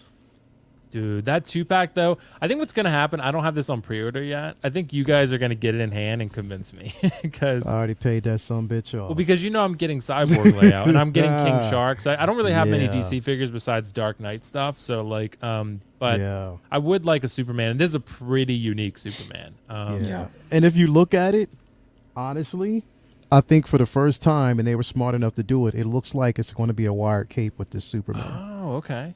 It does. Yeah, it looks like it's going to be a wired cape. Because if you see it in certain photos, it looks just like a wired cape, and it would make so much sense. And Unreal Customs, like there's another company that's actually already made the jacket for Batman as well, like the overcoat, a different version. Look at that, it's incredible. Can't wait. Yeah, look at. Oh, I think you're right, Layout. Look at that cape. Something's going on there. Yeah, something's definitely going on there. So, Joel, those are great ones. Kiko, what about you? Yeah. What's coming up for you that you're excited for? So by far, number one for me is WandaVision's Scarlet Witch. I'm a huge Liz Olsen stan. I stand for her. So I don't know that. Oh, there we go. Yes, that looks incredible. Especially since they went and re-updated the head sculpt. I think she's gonna be incredible in Multiverse of Madness. Super excited for that. So that's probably my number one figure for sure. If we're just listing a few of the other ones. This guy, Will, what did you find him, bro? And if you knew about him, how come you didn't tell me? Him, bro. That's why I did it. You didn't tell me shit. Bro, I wanted to surprise you. Here I am. I gotta surprise you, bro. He's a Targaryen. I mean, come on. I got him. He's famous. He's on the show. Definitely. Yeah, but I think you're right, Kiko. Like, would you, since you're a stand for Elizabeth Olsen, would you get this one and get the Multiverse of Madness one, maybe? Oh yeah, I have every Scarlet Witch figure. So yeah, and I'm very happy that I finally got the Civil War one not too long ago. So that was the last. Did you have to pay like out the ass for that one? No, I didn't actually. I was actually really surprised. For everyone that hates on eBay, if you wait and you can find people, especially if you put on notifications, if there's certain ones you're looking for, sometimes they'll just post things and they just need to move them out of their collection. They're just looking for some quick cash. But I got it for, in my opinion, a very, very good deal. It came with everything. The only thing it didn't have was the brown shipper, which that's not that big a deal to me. But no issues at all. I mean, she's beautiful. And for to have rooted hair, sometimes that's a little bit of a gamble. But because sometimes you can get some that right out of the box look terrible, but this one actually looked good too. So, and took my little Barbie brush and did just a little bit of work on it. Nice. But yeah, she looks great. But I can't wait to get this one, mainly because you do get the sculpted hair and it looks fantastic. Yeah. And they fixed the crown. That one's gonna be special. Yes, they did. And so this one's gonna be special. And I think this one comes with a hood behind it. So if we can somehow, because I think I see it. I think you're right. Yeah, if I can, you might not be able to there's use something it, in their fabric. Yeah. But yeah, that's a good one. That's a good one. Hopefully that sculpt doesn't take a downwards trajectory because it's so good right now. Yeah, because I've seen all the up close ones of them doing the paintings of it. You know, the test paintings. I mean, if it comes close, I mean, I'll be very, very happy about that. Yeah, I mean, I love the outfit too, man. Like I really do. This one I've already paid off. I'm super anticipating. I don't have a Scarlet Witch because I like the Civil War one and I wanted it, but I didn't want to pay $500 for it. So yeah, I was like. But Leia, what about you, man? What's coming up for you? What are you excited for? Oh man, it's look. I mean, everybody knows that. Like I said, my number one has always been because it was supposed to come out in 2021. It didn't. You know, I've been waiting for Ahsoka. You know, for so long. I've been waiting on that Clone Wars Ahsoka for so long. We've been hearing rumors and whispers that they're changing the head sculpt a bit. I don't know, but I've been waiting for that for so long. I was hoping, and I'm still hoping that we get it before Chinese New Year. Will it happen? I'm not really sure. But this one definitely, I'm with you, Kiko, definitely the Scarlet Witch. Also Bo-Katan, also that 2-pack, the Nightmare Batman, the Superman 2-pack. But yes, the Bo-Katan, I cannot wait for that. Also, just we're gonna have Moff Gideon. Definitely, I can't wait for that. Man, I mean, it's so. Oh, can't forget the Mark V. That's one of my favorite armors. I didn't get it the first time, so that reissue was incredible. It came right on time. That I can't wait for. Yeah, that Mark V is just. Don't forget the suit up version. The suit up version. Leo and I are so tempted, man. I'm so tempted. So, Kiko, are you getting that version? Well, I have the Mark V, and I have like the custom like racing suit one already. And I saw somebody, and the way I would display it would be the custom racing suit, the one of him halfway, the suit up, and then the 5 right next to it. So I'd have all 3 of them. So yeah, I have to get that one because that scene. The Mark V is probably my favorite suit. Yeah, that isn't called the Mark 46. So yes, I love this. I love this. So yeah, that's a good one. Yeah, that it's so many that I'm seriously waiting on right now. But those are the ones that are pretty much at the top of my list. Oh, can't forget about the Clone Wars Mall either. Like I definitely can't wait on that one. So it's so many. I'm just waiting to see what they're going to do. I know half of those we're not going to get into after Chinese New Year, but I don't know. Maybe the third party he can give us some insight. He'll give you some inside scoop, bro. Because that's what I'm saying. He has the inside scoop, so I'm just waiting to hear what he. Joel told me about Pennywise before I knew anything. Like he was like, they're sending out invoices. They're sending out invoices. I was like, dang, I'm glad I'm friends with the inside scoop, baby. There you go. So, yeah, but these are all great choices. Guys, let's address the chat real quick before we move on to the next topic. So, Major Brent Derlin, thanks so much, man. $20. These shows can't just be based on cameos and filling in the background in reference to Book of Boba. They need to tell their own stories and expand the world, not just revisit it. But episode 3, and I don't even understand why Boba wants to be Daimyo. So, exactly. I'm with you. I don't think they fleshed that out yet either. You don't really understand why he wants it so badly. I know he's a bounty hunter, blah, blah, blah. But they've never really shown that he's been motivated by power. Like in Mando, he was like, I don't really have a loyalty to anyone. I'm just out for myself. But why do you want this so badly? Mando, you get it. Like they talked about his backstory, why he wants to help Grogu, like his upbringing as a child, what he went through. There's a lot of development there, so you know why he's willing to help Grogu. And why he doesn't just let IG kill him. So, because he has a heart and he's been in that situation before himself. He knows, right? Yeah. So, I don't know, man. And Carlos, he said he's getting the blurg. Thanks so much, Carlos. Army building. Yeah, blurg. Army build with the blurg, bro. You'll have a lot of space left over after that. So, and DJN, again, really missed opportunity of the Nightmare and Batman suits without new head sculpts or upgrades. Yeah, can't wait for Cyborg figure for sure. Do you guys think they should have given us upgrades on the Batman and Superman? The Superman for sure. Yeah. But the Nightmare one, I mean, it's just faceplates that you're changing out. Yeah. Actually, Right. So I mean, But I wonder if the code will be better. It better, especially if the Daft Toys code's out there already. I mean, right. So I mean, I hope they would. I mean, that's one of the things someone talked about. I have the Daft Toys one waiting.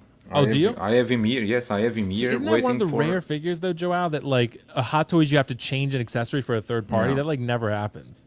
Happened also with my 89 Batman. I changed with the 89 cape. The 89 cape's pretty terrible. I changed with that. What's the name? Jason Shu. I don't know his name. Okay. Yeah, I changed. I bought his cape. Looks much better. The drape cape looks much better than the one from Hot Toys. That it's horrible. I think. Yeah, it's like too short. You know. Yeah, it's short, and the wiring. DX12 is the same. The DX12, the cape.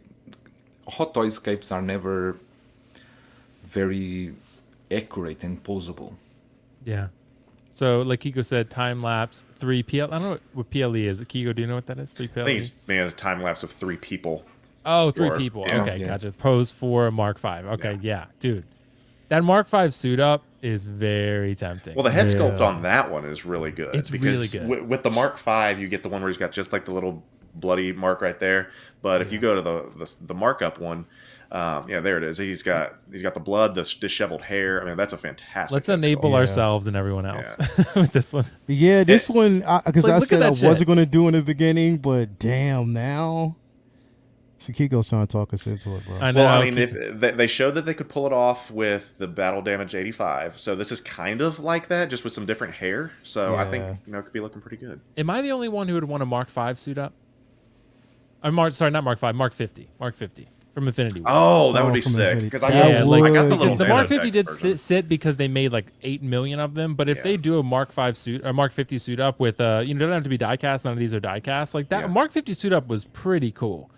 Like if you're gonna continue, I love the combat suit. I have the custom one of that. You know, his little nanotech camo combat suit thing. Yeah. And I think that'd be fantastic if you want to do this again, to where it's the combat suit, the Mark 50 suit up, and then the Mark 50. I mean, that would look so good. So good. Uh-huh. What do you think, Joao? Are you an Iron Man collector? No, not at all. Honestly, I have the Mark 47, and the Mark 46 is some what's the name? Is some promo edition or the 10 years collection. Oh, I think it was edition. the concept edition or whatever. The concept edition, Yeah. right? I bought that just because of my wife, because my wife likes Iron Man, but I'm not a big fan of Iron Man, honestly. Right.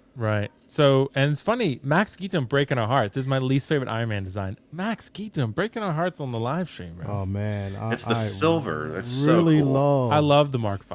Yeah, it's like the Silver Centurion, man. But just to add, I'm telling you that as the build and the execution that Hot Toys do with the Iron Mans, they are amazing, really. Right. Yeah. But I just don't love the character. It's nothing against I still appreciate that Hot Toys does an amazing job with the Iron Man. Yeah. But I was always more DC than Marvel. Dude. Joe, we're gonna get this layout. Probably Joel has me over here going through like all my orders, trying to find my Superboy third party, because I'm about to send them a message. Oh, okay. Let them know. See, Joel, he'll give you that info, bro. I know, right? So yeah, and it's funny. Linda said, I'd love a Mark 50 suit up. I love that armor. Yeah, I'm one of the rare ones. I love the Mark 52, but it's probably just because I love Infinity War. But yeah, so guys, Leo, this is going to be an interesting topic for you too, because I want to talk about something we don't talk about as much, selling figures. And the reason this kind of was brought up, because I recently just sold Iron Studios Mando quarter scale, and I got a really good deal on that. I love the statue, but I was like, hey, I got a really good offer. Let's go ahead and sell it, right? Yeah. That was not fun to pack back up. Statues are not fun to sell. The shipping honestly wasn't too bad. It was 33 pounds, but the shipping was only like $57. Wasn't really bad, actually. But selling is a different game altogether. So we always want to talk about buying, be selective, budgeting, whatever. It's all good stuff. But selling is a different thing. Sometimes selling, you use your collection to fund your collection, right? So that's how I kind of wanted to lead into this topic. So, Joel, I know we're all limited on real estate. So from a third-party reviews perspective, the Mr. Professional third-party reviews, do you decide to sell often? When do you decide to sell your figures?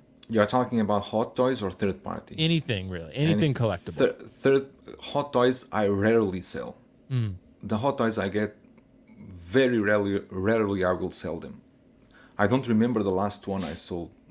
I think it was Nebula. I sold my Nebula. Wow. No. Gamora 2.0. 2.0. I kept Nebula. Third party, I sell a lot. I don't keep them all. I get a lot of them.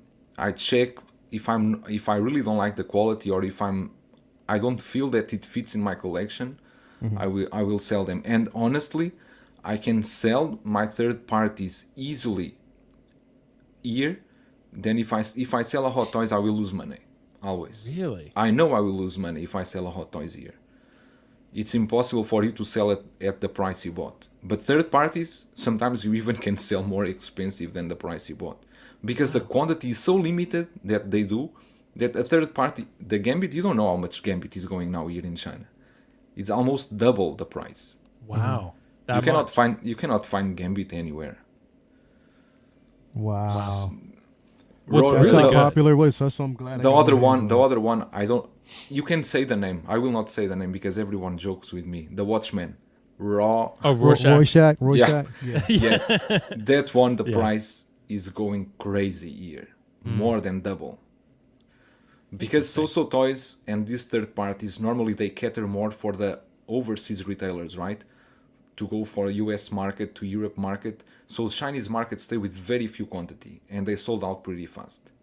The Lim Toys one, the Gunslinger, it was going for triple the price and was selling fast. So I thought about buying a second one of that because I really like it. I have 3. Wow. Nice. One Lim Toy sent to me. They offered me one. Nice. And then I got 2. But it's a figure that is worth. You can do a lot of customization with him.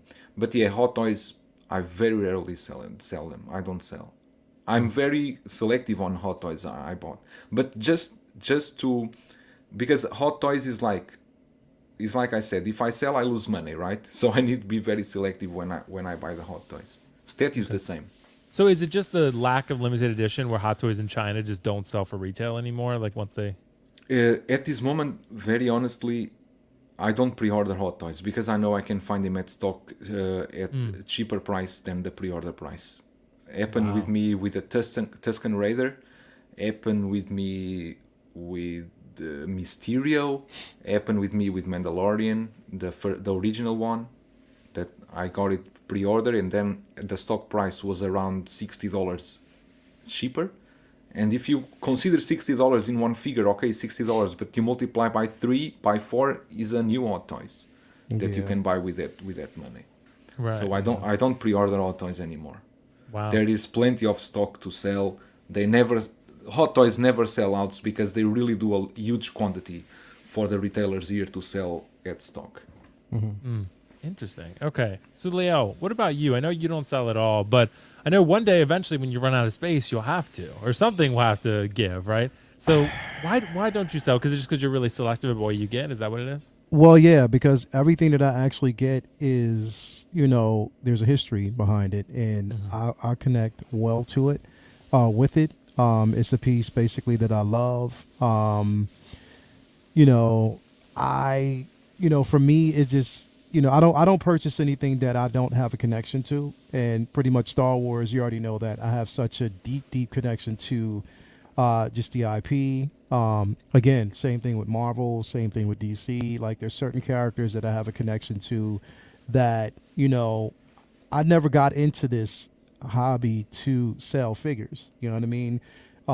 Things that I get, I see a lot of people who, they'll purchase figures, they'll buy them, and, you believe that they love them, but then they'll sell them. They'll put up that they're actually selling these figures. And I'm like, well, what was the point? You know what I mean? If that makes any sense. Like, what was the point of you? So it just, I don't know. For me, it's just, I don't, the only time that I would actually sell is if I have doubles of an actual figure that I no longer need, and I'll sell it off, but I still know that I have one of them. That's the only time that I sell. But I just, because I have such a connection to every figure that I have in my collection, I just don't see the need to do it. You know what I mean? Yeah. Like that's it just doesn't make any sense for me to sell off these figures. If it's a Star Wars figure, you'll never see it go out the door. Never. Right. Even, as much as people don't like the sequels, it's still a Star Wars figure for me, and I can find a way to connect with it. Because it always connects back to the time, the feeling that I had when I went to the theaters, what I felt about the film, if certain characters that I've connected to or connected with. You already know that Jen Erso will never ever leave my collection. But yeah, I just and plus, I'm in the basement. My collection, my office is down here. I make space for what I need. I mean, I have plenty of space to maneuver around. And that's why I don't really collect a lot of statues. You know what I mean? I collect statues, but only ones that I'm very selective with. I won't buy everything. You know what I mean? I don't buy statues just because there's certain things that I just won't, even if it's Star Wars, certain figures that I won't purchase, or statues that I won't purchase, that is. Because, I just, it has to say something to me. It has to draw me in. So, but I never really got into this thing to sell. You know what I mean? And that's why, like, when we have these discussions about the marketplace, and don't get me wrong, like, everyone who has those discussions, I appreciate it because it's more informative. Yeah. But to me, I just, it doesn't really make sense to me because I didn't really get a chance to buy. I didn't get into this right. to buy and sell. You know what I mean? So as long as it, I connect with it and I'm happy with it, then I'm fine.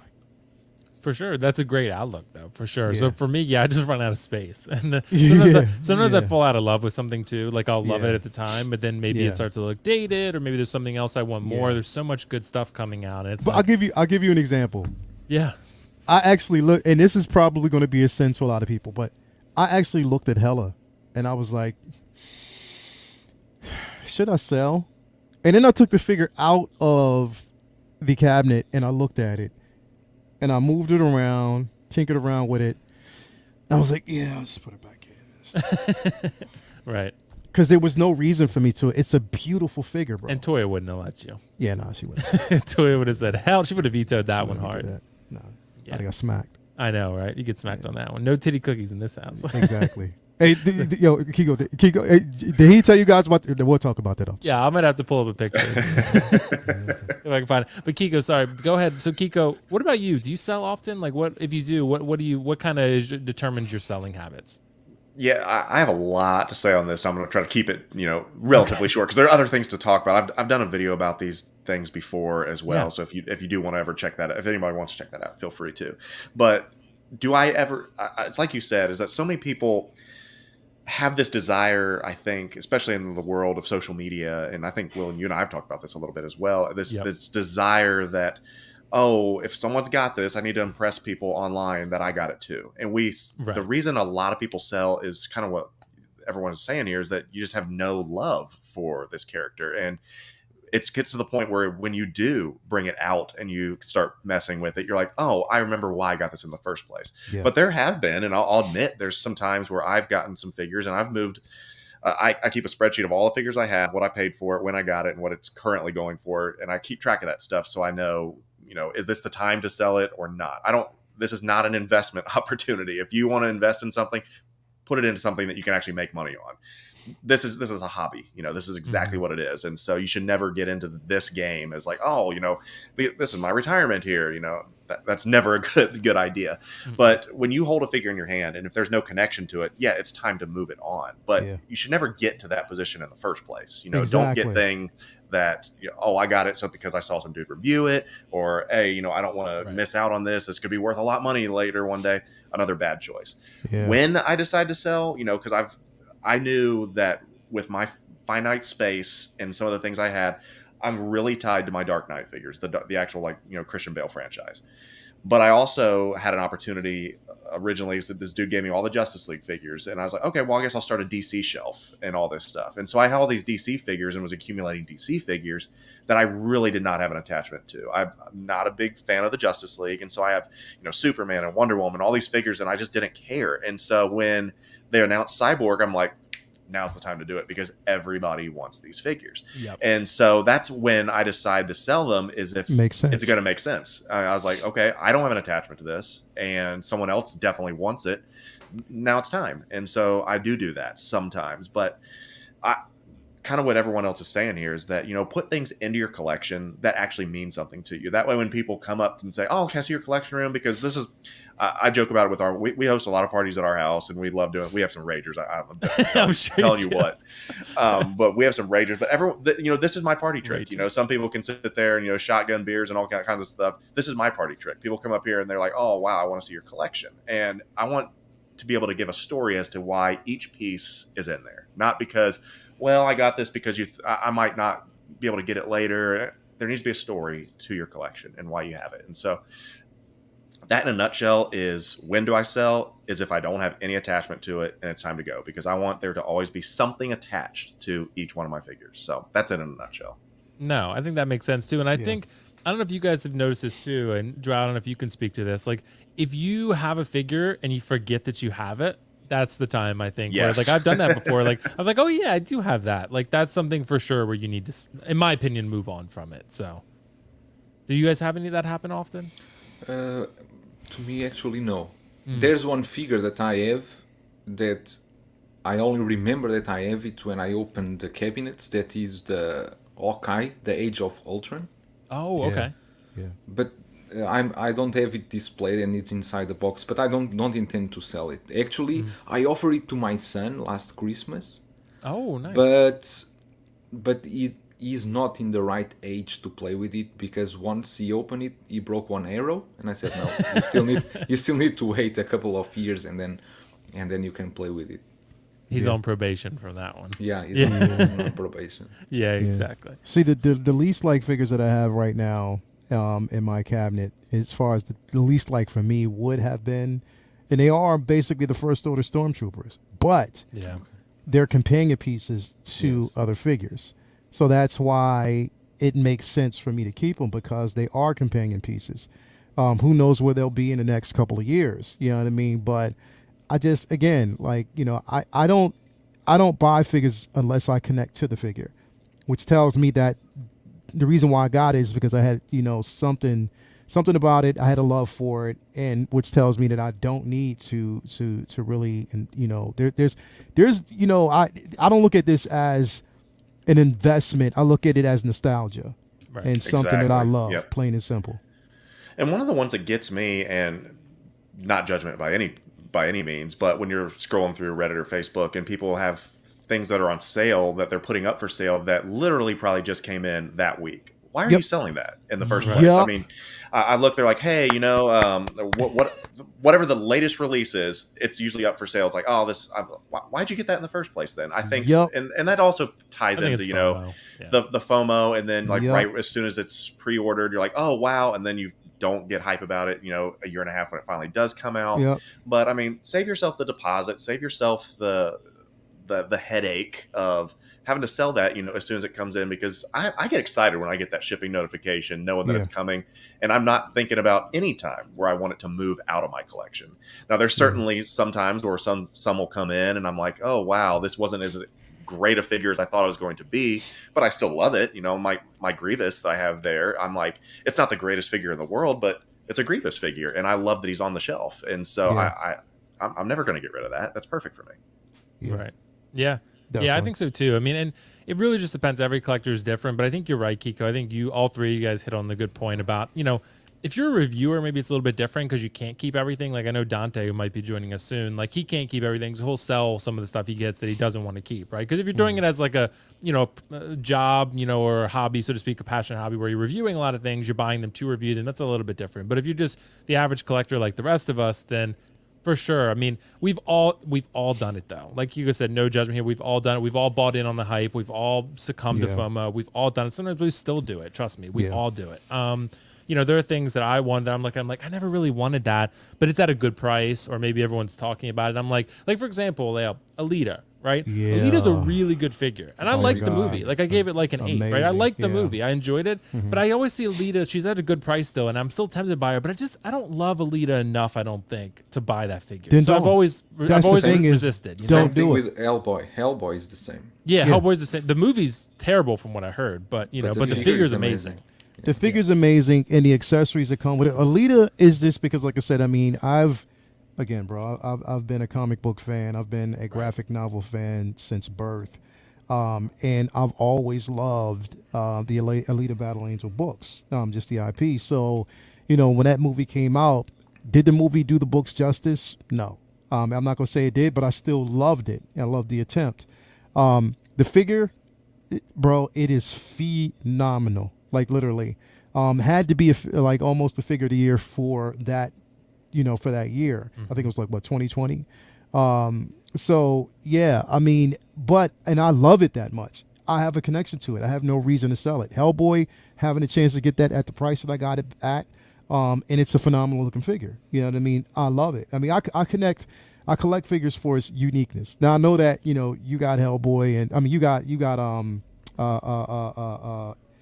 Pennywise, and might have actually, people might say, well, he talked to me. No, it's the uniqueness of the figure, and it's unique in the sense of, because I have an idea.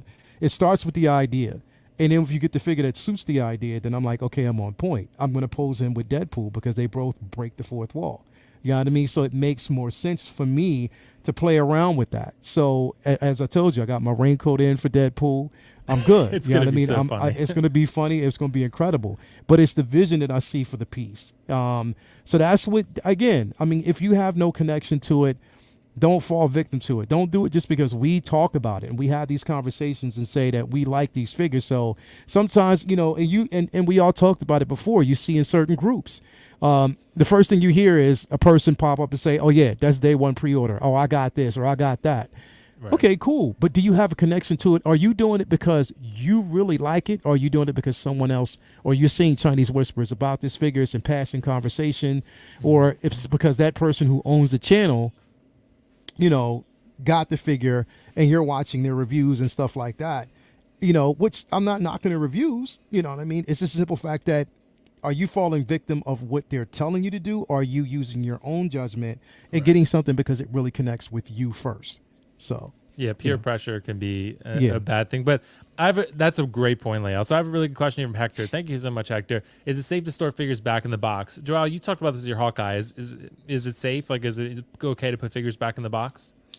I only have one, is the Hawkeye, and the Hawkeye doesn't have any problem. But for example, John from Collecting Weekly, right? His huge collection of hot toys, they are all inside the all box. In boxes. He doesn't open. He's the a unique figures. Collector for sure. Yeah, he's a unique collector. But I think in the long time it will only damage the figures, because the chemicals of the plastic that stay there without getting any air, I think will damage at least figures like I can say maybe like, for example, my Mime Joker. The Hot Toys one, the Mime Joker, my shirt got yellow. Wow. Because it was in the box for a long time. No space. Start to get yellow on the. You're exactly right. It's the chemicals in there. They put those little packets in there, for moisture. But they're meant to be opened up. Let the air and oxygen get in there to do it. You can keep accessories in there or whatever. But for me, I take everything out, put it all back. The boxes stay in there. Yeah. If you want to, this is way too expensive of a hobby, in my opinion, to just collect art boxes. If you want empty boxes, then you can certainly get those. But you can get those easily. Yeah. But keeping your figures inside of the box, it's you're missing the point of actually purchasing. Here's the thing: it's not. It's hard to say because, like I said, John is unique. He's a unique person when it comes to collecting, and I don't knock him because that's my boy. You know what I mean? Yeah. I just don't do it. Because again, I'm a poser, so I love to take the figures outside the box, pose them up, get them in the display. That's just basically what I do. I can care less about what people say. Well, are you going to worry about how they? No, I don't, because I bought them because I like to pose figures. This is why I did it. If I destroy a figure, I'll get, like, for instance, I got a secondary Miles because I've posed the hell out of the first one and it still looks good. But I just got the secondary Miles because I'm hoping eventually we'll get that video game Miles Morales head sculpt by a third party or something like that. If we do that, I'll be incredibly happy. But that's what I'm saying. Like, I take all my figures outside the box. They need to breathe.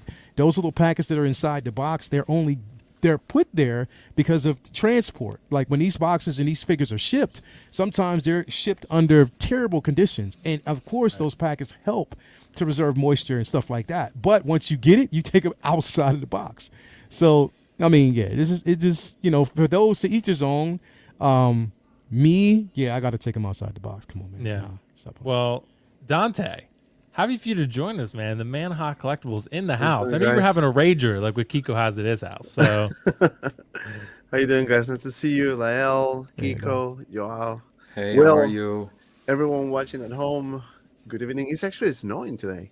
is it snowing, dude? It's been like Yeah. sleeting here in Maryland. It hasn't really snowing, snowed, bro. but- It's snowing here. Is it they snowing? call I for- haven't they- stepped outside lately. They call so- for like 8 inches, but they trickled it down to like maybe 3 to 4 inches now. That's not bad. Not Yeah, bad. so we ordered dinner, so we were like eating, and everyone was eating here. That's why I was late because everyone was here.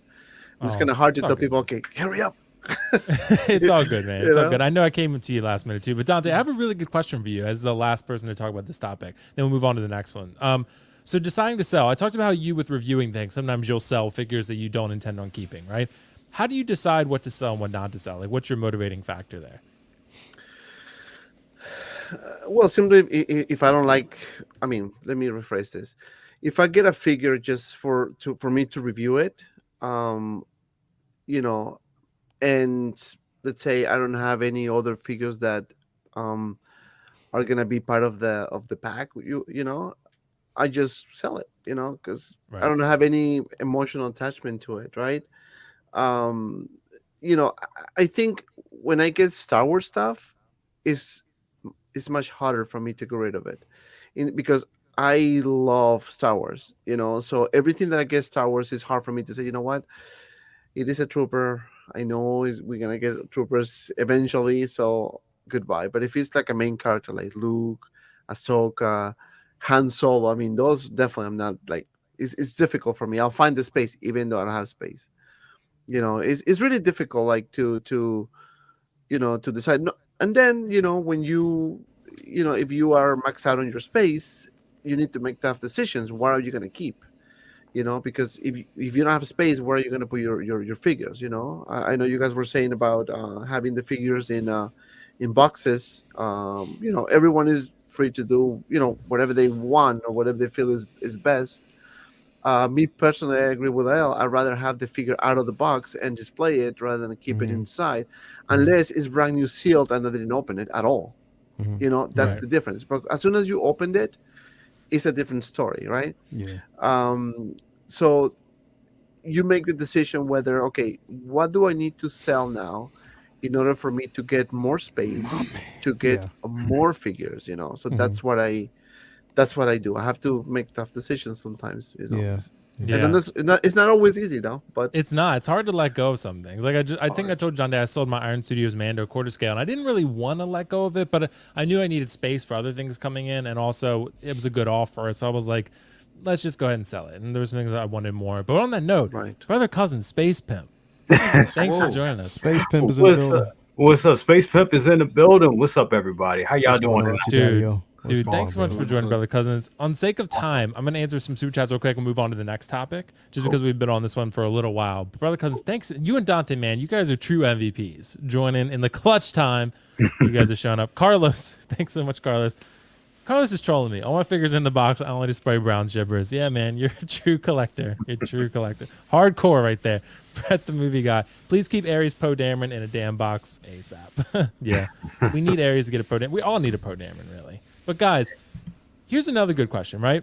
We talked a lot about Book of Boba tonight before Dante and brother cousins joined. But there's something here that I've heard Denobi and others talk about too. How much does the quality of the content affect the judgment of the figure, right? Because this will affect sales one way or another. If the show sucks, it's not going to sell, right? Not going to sell as well, right? So part of the reason Mando has that line, it has been so successful because Mando is so popular. Everyone loves it.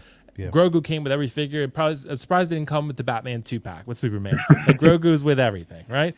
There's still because time. because people love the show and they love Grogu. So we could relate this to Book of Boba Fett or really any show, right? Look at the sequel figures. The sequel figures sat because if those had been good, I think people would have still bought the figures. But this is a good question. So I'll start with you, brother cousins, on this one, just because you and Dante haven't been on the rest of the panels. I'll start with you two guys first. But brother cousins, you first. How do you think this affects us? Like, say Book of Boba or any other content. Like, if the show is bad, does it affect your judgment of the figure? Like, do you like it less, the figure? I mean, the content helps it a great deal. Like if you look at there's some Marvel figures. Like I'm in the process of completing the Endgame line, And there's some figures in that line that I'm not crazy. I'm not completely crazy about. I'll say there's some that are better than others, but I'm in love with that content in the in-game movie so much till it just brings value to those characters and having them in the collection. So I would say yes. I would say absolutely. But if you look at stuff like Hellboy, some of these Hot Toys are actually a work of art of their own. You got to look at them as their own work of art. Some are better than others. If you look at that Hellboy figure is an amazing figure. Wasn't too crazy about the movie. The movie honestly wasn't that bad, but I'm a purist. I like the Ron Perlman Hellboy, so that he's my Hellboy. So when David Harbour took it on, I really didn't care that much about it. But it wasn't the movie wasn't terrible either. But that figure is a top 10. I mean, that figure was I think it was in my top 10, was an honorable mention in my top 10 because it was such a great figure. So I mean, sometimes these pieces of art are just their own thing and you can fall in love with it because of that. But I mean, to say that, it does mean a lot to have the actual property itself being a good property and something that somebody likes. I think that adds value to it. So yeah, that's fair. And KG Chalamet's in the house. KG, I know you were on a hot date tonight. Thanks so much for joining, man. Yeah, I was with Zendaya, so that was I knew it. I'm telling Tom, he's going to whoop your ass. See, KG, before I get to you on this one, Dante, I want to get to you on this one. What do you think about this topic? It's actually a pretty good question because not everything is perfect, right? Not every show is great, and not every figure is going to be amazing, right? But I do agree with what Brother Cousin said about the quality of the figure. The figure comes out really nice. It's really hard to pass because one is a one-off, right? And normally one-offs are really good. Look what happened with Pennywise. Yep. You know, that's a great example. Alita, Hellboy, John Wick. We can go on and on. I mean, all those one-offs pretty much are sold out already. Yeah. And I'm gonna go with a pricey tag. So I think it all depends on the quality of the figure at the end of the day. Yes, if the show is successful, obviously the figure is gonna sell faster. But if the show sucks and the figure is amazing, like the quality and the accessories and everything, it's gonna sell. And people who are collectors that like to complete lines or like to get everything, because we have collectors like that, most likely gonna get it. Even myself, if I see a figure that I think it looks really good, I'm gonna get it. Like, for example, I was talking to Joao the other day for the Gambit one. I don't have any X-Men figure. I'm not an X-Men fan at all, but that one looks amazing and I can't wait to have it. Yeah, it's a great one. So KG, on this one, how do you feel about this? Like, how do you feel like the show or movie whatever the content is, the source, how do you feel like that affects your judgment of a figure? Do you like a figure less if you don't like the film, or how do you approach that? Well, for me personally, like, okay, a good example is Hellboy. I actually got my Hellboy it was like 5 days ago, and it's by far maybe top 2 favorite figures of 2021 for sure. I mean, it's a really, really good figure. I mean, for me personally, Fabio's dropping shade in the chat. Sorry, KG, go ahead. No, it's fine. No, but pretty much it all comes down to the movie, I think. But for some reason, the Hellboy movie, the first round I didn't much like the film, but then the second time I was like, it's not that bad. But when I look at Hellboy, I look at the Ron Perlman version of Hellboy. When I bought the figure, I'm like, I'm buying this because of Ron Perlman, and David Harbour was such a great actor for the film as well, and that's why I wanted to buy it. And also the accessories are like one of the best things for the Hellboy. I mean, you get so many. You get 2 swords. You get a jacket, a tank top. You get a bunch of stuff. Accessories play a huge deal. Like that 2-pack Boba Fett. That thing comes with a lot of stuff. And they're like, you know what? This is a figure that I want to have in the shelf. But then again, if you look at things like Heavy Mando, which the presence of that thing is unbelievable. That's my number 1 figure of the year. That figure was amazing. And yeah, I just think that the quality is the most important thing when it comes down to a figure. But then you also go down to the fact that, okay, if the movie is that bad, what are other things I can make this into reference to? For instance, like Hellboy. I didn't like the movie, but I did like the Ron Perlman version of Hellboy, so that's why I bought it, right? So it all comes down to the quality and also maybe even the film too. So Yeah, well, that's definitely very true. And before I get to lay on this one, Kiko, I had to show you this. this was this was the infamous photo that Lael shared. And Lael, they said they were delicious, by the way. So Toya, no shade at all. I don't think it was Toya who made these, but nah, it was her daughter that basically made them. But they turned out spectacular, and we made some more, and they did the same thing.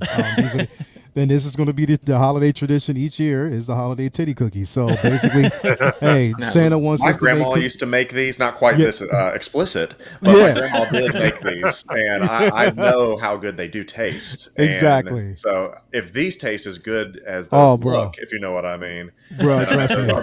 Hey, they tell us to basically make these cookies and put them away or put them down for Santa when he comes. So yep. Oh, Santa's leaving a little extra. Santa's a freak. Exactly. So that was the intent. No, but the cookies were amazing. Like seriously, we tore them up that day. But nice, Lael. Sorry, you next on this one. Sorry. Yeah. I mean, here's the thing. Like I said, I kind of like said it earlier. Like watching the Book of Boba and what we got with. Toya said, "How rude!" I got myself in trouble. Hey, those cookies they were incredible though. They were great, Toya. They looked they were.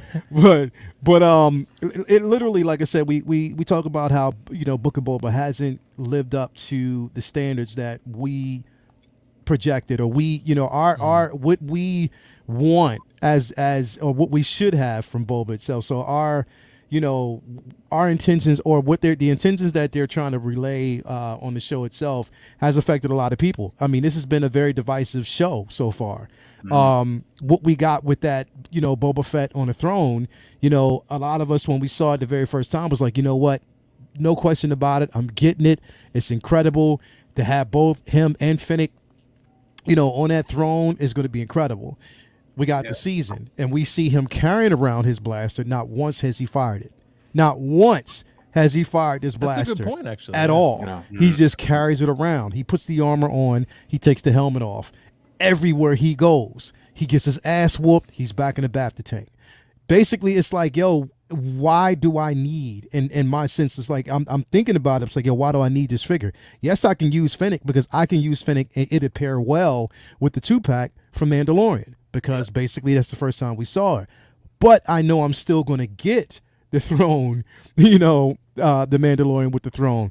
But that, and again, it's the show itself is what has, in a sense, almost swayed me, because it's like, what are they doing? Like, what is the angle here? What is the end game? What is his journey? Where is it? We're not getting the questions answered, hopefully, that we will do, but it's the impact. Watching, seriously, like I said, just comparing it to right now, Peacemaker. I have never anticipated an episode in my life the way I have right now I did that for Mandalorian, but not quite as much as I have right now for the Peacemaker, because it's funny as hell. Amazing. And that it is. But that's what I'm saying. That's how you get people. Each episode, even when we watch The Mandalorian, each episode, regardless of even the slower episodes, there was something that we took away from it, and it prepared us for the journey. It was that climb. We were basically following it from end to end. Boba is not giving me that same anticipation at all. So that, in a sense, has me questioning the figure, but yet I'm still going to get it. So to answer your question, yes, I think the quality of the content does sway your judgment on a figure. It can look extremely beautiful and amazing, but once you see the show, it's just the same thing that happened with Golden Armor Wonder Woman. Like, people got the armor, but they hated the movie. You know what I mean? Right. Like, and it's going to be interesting. It's interesting to see how they connect to the other figure that's coming from the IP with the sculpted hair. It's going to be interesting to see how they connect with that one, and if anybody's going to gravitate to that. You know what I mean? So that's what I'm saying. Like, I don't know. Same thing with the black and gold Spider-Man. That thing's cheap now, because basically people got a chance to see the film and saw that it had no correlation to what we got in this particular figure. Right. So now that one's on sale, which I'm so glad I waited. So that's what I'm saying. Like, I don't know. Like, it does, but I think what gets it over for us, and the reason why it's the saving grace for Hot Toys, is because we love this stuff. We love certain things. We have a connection to it. And if we don't have a connection, we'll create a connection to it because we love the IP so much. You know what I mean? But yeah, it does. It changes a lot, bro. It really does. It does, absolutely. So, Kiko, how do you view this? I think everyone's made the greatest points you can possibly make, and I'm not going to beat a dead horse and repeat everything that everyone already said. Just add that I concur with everything that they're being said on this. As I said, I was not a fan of the Justice League, the Whedon version, obviously, and so that led to me getting rid of all those Justice League figures that I had, and the Snyder Cut couldn't save it. So the content definitely affected my judgment of that figure.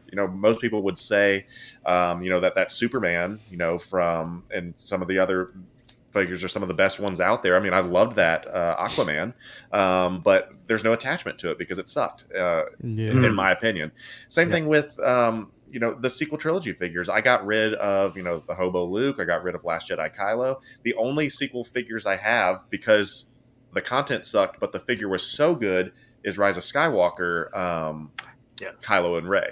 Just because their figures were able to usurp how terrible the character development actually was. But it plays a big part to me, and I think that's what we should talk about. And we've mentioned all on this show, is that if you are not digging something, content-wise, there shouldn't be a figure represented on your shelf for it, because that will be the first one to go when you decide to purge things out. So save yourself the shipping, save yourself the down payment, and just don't get something you're not attached to, for sure.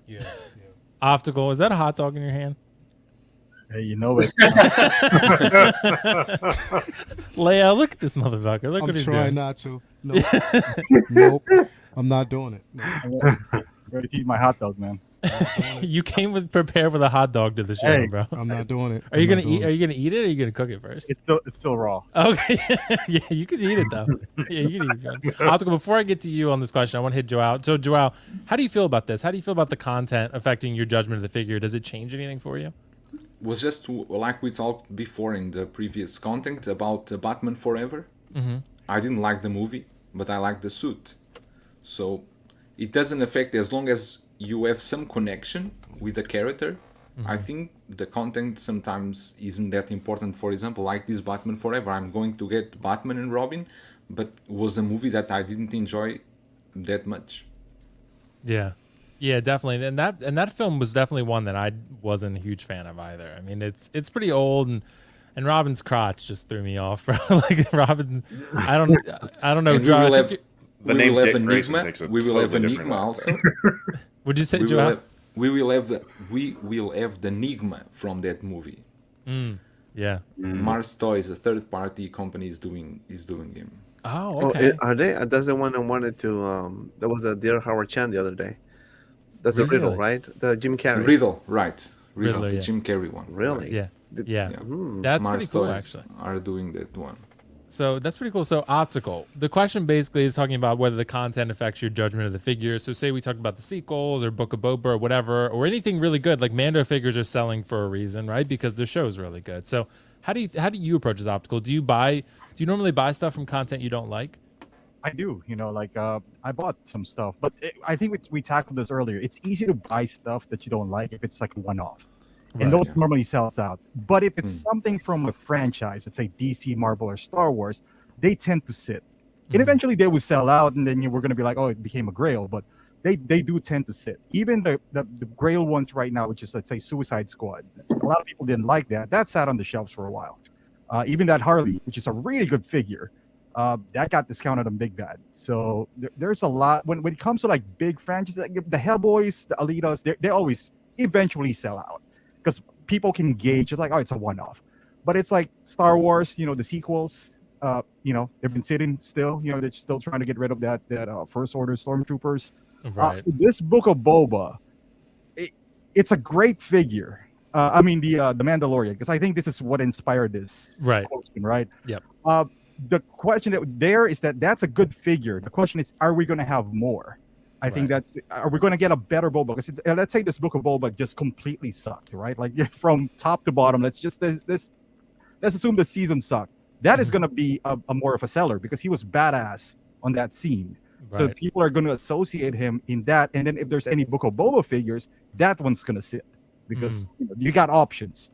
But yeah, historically whenever you have another one, yeah, they are gonna sit, and eventually people are gonna be like, hey, look at Harley now. Yeah, it took a while for that Harley Quinn from Suicide Squad to reach this status.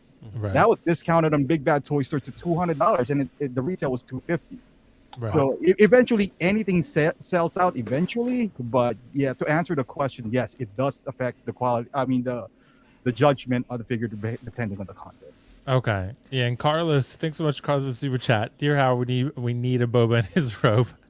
I don't know what he's up to. I think he must be drinking right now. He's watching the game. I don't know.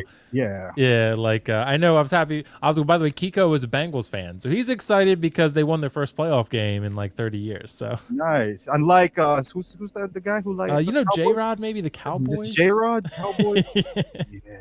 He's probably in inner turmoil right now. All I can do is empathize with him. He's crying in the shower and he opened it. Yeah, right. His tears flow down his face. I feel so bad for the Cowboys, but then I don't at the same time. I don't. Fuck them. Yeah. No. Hate him. Yeah. So guys, we got I think probably one more question here. I got a couple good ones. I don't know which one to choose. I'm gonna go with this one actually, because this one's a little bit of a banger. This one's gonna be, it could get a little spicy. So there's always the debate, right? And I think this is raging on more and more as we go on about Hong Kong resellers and US retailers, right? There's always the debate because a lot of these Hong Kong resellers are cutting their prices big time, right? They're competing, they're cutting their prices to compete big time. So they're doing that for a reason, right? They want to sell things low to you to get customers. And, and they're buying them for lower than US retailers are probably willing to, or they can sell for, because Sideshow probably has certain regulations. You can't sell for below this amount, XYZ, where Hong Kong resellers don't have that sort of contractual obligation. So I think we need to maybe at least kind of briefly go over like what are the factors that make us decide between the two. I know price is the biggest one, but so if we're looking at this, Joao, this one might be a little bit harder for you to answer, but with you in China, is there anything that differentiates like where you buy from? Is there anyone you particularly buy from or anyone you trust? Like what like influences your purchasing decisions? No, usually Hot Toys I buy from the official agent here. There's an official agent designated for China market, right? But even so, their prices, the pre-order prices, like I was telling before, the pre-order price is a good price, but lately the stock price it's lower than the pre-order price. So there's almost no meaning on pre-order figures. But for buying stock, I buy here from the official ones, and I never bought anything from any Hong Kong reseller. So I really don't have. I just know from friends that are in Hong Kong that you need also to factor this, is that these Hong Kong resellers also damage the market in Hong Kong for the collectors over there, because they get all the stock to sell to overseas, and the collectors there then stay with empty hands or pay the high price, because when there's few product in the market, the price go up, right? That stock is meant to be to Hong Kong. It's not meant to be exported. To export, they send to Sideshow. That's Hong Kong stock that is being sold overseas. Yeah, but it's business. I can understand. Do you know this Gerard, app? Do you know if the people in China and Hong Kong, do they buy from the resellers a lot because they have to, or do they just do it in general? I have friends here in China that they buy from Hong Kong resellers because they want to have day one. Okay. My Pennywise I got from a friend that bought from Hong Kong reseller, and I got it the next day of Pennywise was released. I got it next day because a friend bought from a reseller, and then he didn't want the figure, and I got from him. Was basically like this. But some collectors in China, they want day one, they need to buy from Hong Kong resellers. If not, they know they need to wait 2 months. Same as you wait in the US for Sideshow or something like that. Okay. But yeah, it's the same thing that happened in US, right? You have these people going to Target and Best Buy, get all the PS5 and then selling on eBay for higher prices. So you can compare. It's the same thing that happened here in Hong Kong with Hot Toys. Okay. I think it's simple as that. So you think it definitely does affect Hong Kong collectors' ability to get the figures? Of course, the Hong Kong collectors, if you talk with a Hong Kong collector or really a collector, they hate these resellers. Okay. Because not everyone can line up on secret base to pre-order. Some people, they prefer to buy stock, and they want to buy stock at the stock price, and they cannot find it because all the resellers took the stock and the price go up for the few pieces that stay on stores. That's what happens. Okay, interesting. So Dante, I want to jump to you on this one. How do you normally approach this? Well, me personally, since I do reviews on my channel, I do get stuff overseas. Made the decision to cut ties with specific stores. Personally, I don't want to promote any more resellers. So I pay the price that everyone pays now. Whatever is the price, that's what I pay. Just because I have a lot of friends overseas, and Joe is one of them. And I do agree what he says. I mean, basically, what's going on is we don't see that because we get the figure in anyway. We're gonna get it from overseas, or we're gonna get it through our locals, right? Comic Concepts or Sideshow, whatever. So we're good, right? Because we have options now. But also, we need to understand that there's people over there that collects as well. That they're collectors, the true collectors, but they cannot get their stuff on time. They cannot get stuff at all because everything is pretty much bought from the resellers. They pay people to go to Secret Base and line up, and sometimes they pay 20-30 people to be there. Usually older people, so they are lined up in the Secret Base to pre-order the figures. So that's how they get the figures, right? It is simple, right? If you buy stuff overseas through a reseller, right, no matter who it is, the moment you get something defective, the moment you get something broken, either you're lucky and you can get that fixed, or you're on your own, right? Compared to if you buy locally to someone who is authorized to sell hot toys, if you get something broken, you can just say, listen, this is broken. Can I get an exchange? Sure, no problem. I struggled almost a month to get my money back from something that was missed. I struggled for a month, and I'm like, why am I struggling? So you need to make a decision when you buy from Hong Kong resellers. Again, everyone is buying from whoever they want to buy from. Is really, I'm not in a position to tell people what to do. You guys are free to do whatever you feel like is good for you. Yes, prices are going down. You can get pretty much almost at the same price. The only thing that is the catch is the shipping, right? The shipping is always expensive if you want to get it right away. In my case, because of the reviews, I pay for FedEx or DHL, whatever, come home, faster. So, you need to make that decision. But yeah, I do agree with Joao, what he said about the market. Just be aware that when you buy something overseas, some of them are good, some of them are really not. Some of them, they're just going to give you the talk, and you're going to be in circles, and you're going to wait months to get your money back until you see videos of people trashing the company because they never delivered. So it's a tough choice. I prefer to cut ties, which I did, and pay the price, whatever I have to pay, but I'm not promoting any more resellers. Interesting. Okay, so Optical, how do you view this? I have a formula, because even though I do reviews, I'm one of the reviewers probably that is kind of like just a collector. I just wait and get the best deal possible. Yeah. So my formula basically is, if you're going to buy it from Hong Kong, I'm not buying it because it's fast. I'm buying it because I'm saving money. And if you can see now, we got endgame figures that are, basically you're saving 100 or more. So my formula basically is, how I decide is that if I'm going to save 100 or more, let's say on an Iron Man, I'm willing to take the risk. Let's say 120, that's the cutoff, because Iron Man tend to, have problems, like the arms doesn't line up or the head doesn't line up. Now you're going to ask yourself, is it worth the gamble if you can save 120, right? Because now you're still paying 350, even though you save 120.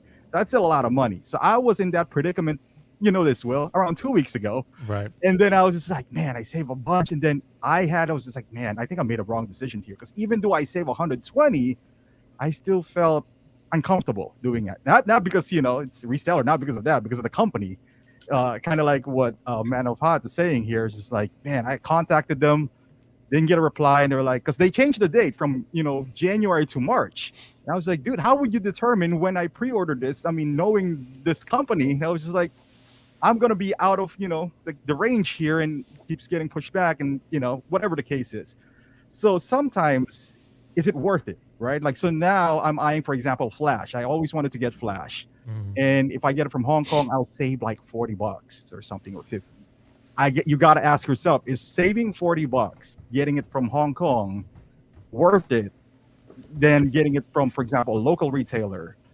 And if something goes wrong, let's say the head sculpt is scratched, and mind you, I've watched Flash reviews, brothers, cousins here. It doesn't look like it has a lot of issues, right? So that's something you can gamble, but it's scary. It's scary because even though you save $40, you still spent $240, right? So it's getting harder and harder now because luckily nothing has gone wrong for me yet, but I don't want to be that guy. If nothing has gone wrong with me, doesn't mean it doesn't happen. It happens all the time, and I don't want to be like the first one to sour all my experience and all.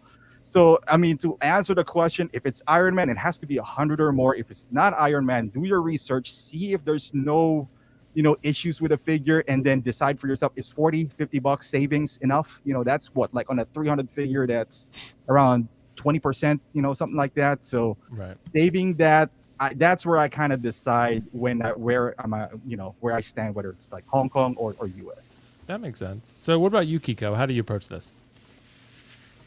This is a very spicy topic because we are all collectors that wants the stuff now. That's what it comes down to. It's when the things come down to pre-orders and they're like, oh shit, when's this shipping? I need it now.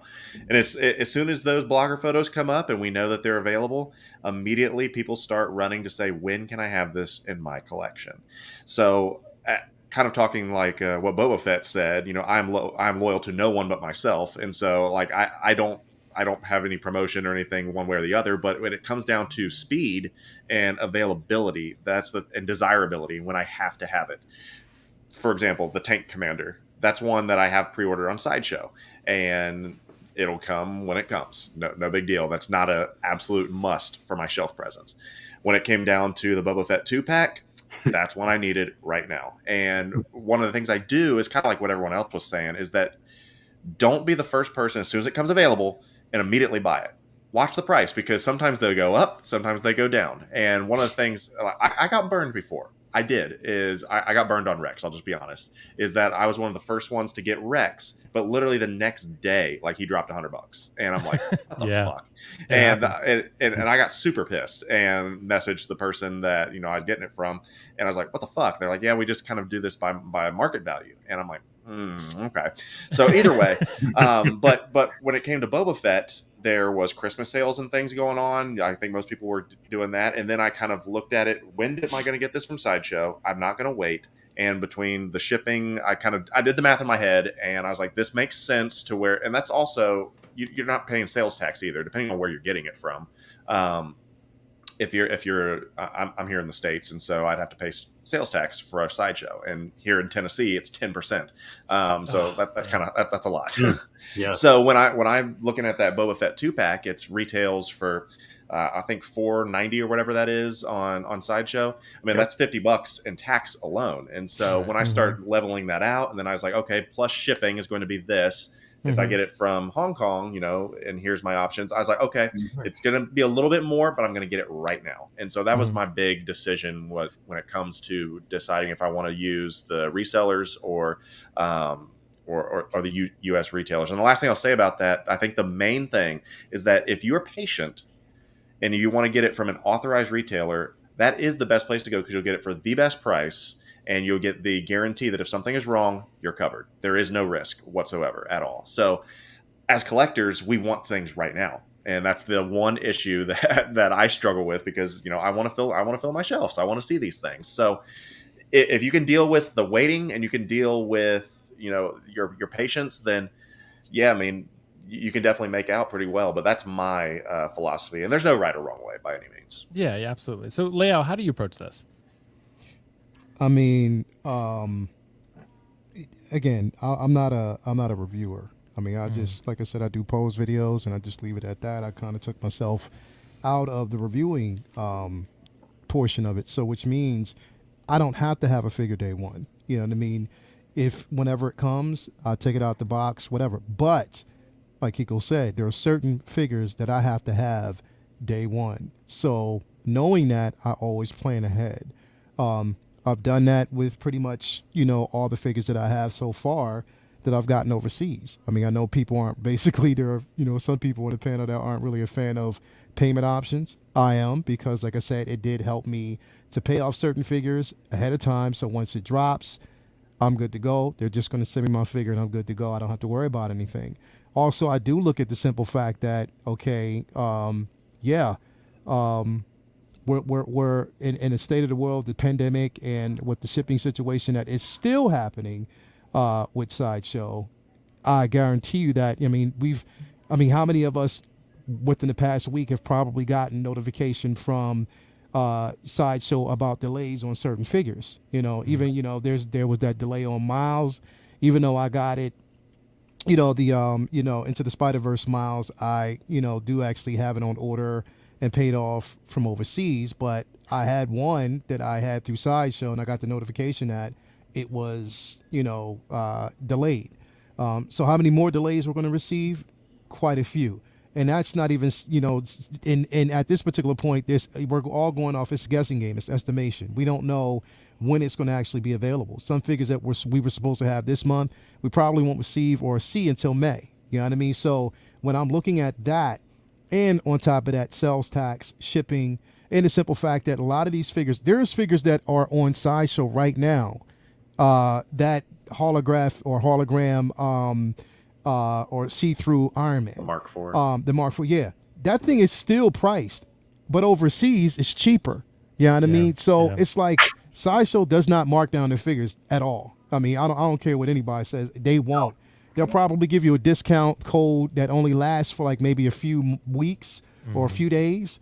And, considering the simple fact that I got kicked out of the group for no reason, fuck them. So that's one of the reasons why I go overseas and get half the stuff that I basically get. But I still have an account with them, so I'll get certain figures, there. But again, I guess it's to each their own. Look, when we buy these particular figures, you buy them knowing that there are risks. If you get them overseas, there are risks. If you get your figures through Sideshow, there are risks. Even though the customer service is somewhat on point, you still have to go through the hassle of either sending the figure back, contacting them, waiting for them to send you a figure back. And then on top of that, regardless if Sideshow themselves are secure, you got to worry about shipping through UPS or any other company, whether your figure is going to be lost. So no matter who you purchase that figure from, there is a risk. There's a risk that you're basically taking when you spend your money. You don't know whether or not that figure is going to be secured, if the asset's going to be secured at the end of the day. It is what it is. So I go into it, especially with purchasing these figures, everything is a risk. If I get it and I get it on time, then I'm fine. Knock on wood, so far I haven't had a problem with DHL. I know others have, and I'm like, not every company, not DHL, UPS, FedEx, or whatever company that you go through, they're all flawed. They are literally all flawed, especially now with the pandemic. Things are just coming up lost everywhere. I remember when I basically got my Wolverine figure through Underground, and they sent that figure. It was held up through the Postal Service for 3 weeks, and they almost damn near lost it. But I finally got it. I followed up with Underground. They followed up with it, and I got the figure in hand. I was happy. I was cool from there. But it's just, again, I'm just looking at when I want figures right now, I just know how to get it, but I'll plan ahead, especially if I don't want to pay all at once that figure is released, I'll just pay them off and just get it out the way, and I don't have to worry about it at the end of the day. I know I'll get that figure in. But to each their own. But that's pretty much how I gauge it. Yeah, but that's much. So before I get to you on this one, KG and Brother Cousins, I want to, Carlos, thanks so much. Carlos said, I'll try to buy from a local retailer that offers free shipping and charges no tax. If not, I'll try to stay with used figures. If you order from Hong Kong, you might get a faked sealed brown shipper, which is true. Carlos got from one of the Hong Kong retailers, I think it was duct tape optical. Is that what he said? Yeah, it was sealed by God. So. Yeah, right. It was. So yeah, Carlos has been a little bit unlucky there. But so, Brother Cousins, how do you normally approach this? I know you get some stuff overseas, you get some stuff in the States. How do you, make that decision? Yeah, it's real funny with me. Because when I started buying Hot Toys, I started collecting Hot Toys in 2009, way before Sideshow was their official distributor and all that. Mm-hmm. So I was used to buying my figures on eBay, Evil Bay. I was. Really? Okay. Yeah, that's where I was. I was buying all my stuff on eBay. And back then the game was way different. Like, you could, I mean, you were paying for figures at cost. But when it came to the shipping was still high. But you were probably paying about $50 over retail. I remember the Bank Robber Joker and the and Iron Man Mark III. Those are the original Iron Man Mark III, plastic one, pink panties. Pink panty Iron Man. Yeah, I bought those for like 50. They were like $50 over retail. Back in those days. So I was used to buying my Hot Toys from eBay, and it was service you had your 10% back then. I was buying stuff from him, and there was a couple other sellers that I was buying from. Nowadays, we all know how it is. I mean, there's like 3 big sellers in Hong Kong that all of us have, I think most people on this panel have bought from. Right. And when a figure comes out that I really want, it's 3 things I think about it. As a reviewer, I do think about, is this going to be good for my channel? Well, I don't really even think about it like that anymore. When I first started YouTubing, it was that thought process was there. Now it's about what I like and what do I want right now in my collection. Mm-hmm. The Boba Fett 2-pack was a must. That was a day one. That was not going to be a pre-order for me. That was going to be something that I was going to buy, and I was saying it on as many streams as possible. So I went and got it from Hong Kong and got a good price to it. And I think Kiko alluded to this. If you looked at the prices that they were selling it, on Toys Wonderland or whatever, into Sideshow's price, it really wasn't that much difference. And you're getting it quick. Come on, why not? Mm-hmm. So that's my thought when it comes to those type of figures. For figures that I want right away, yes, I'll go to Hong Kong and I'll get those figures. But something like and I love the Pennywise figure. I was going to get the Pennywise figure, but I decided to wait to get the Pennywise figure from my local comic shop. Nice. Because I do believe I try to spread my money all around. I'm a collector. I love collecting things. I do business with Third Eye Comics. Will, you know what you know about Third Eye? They're great. Super nice in there. Super. Maryland, baby.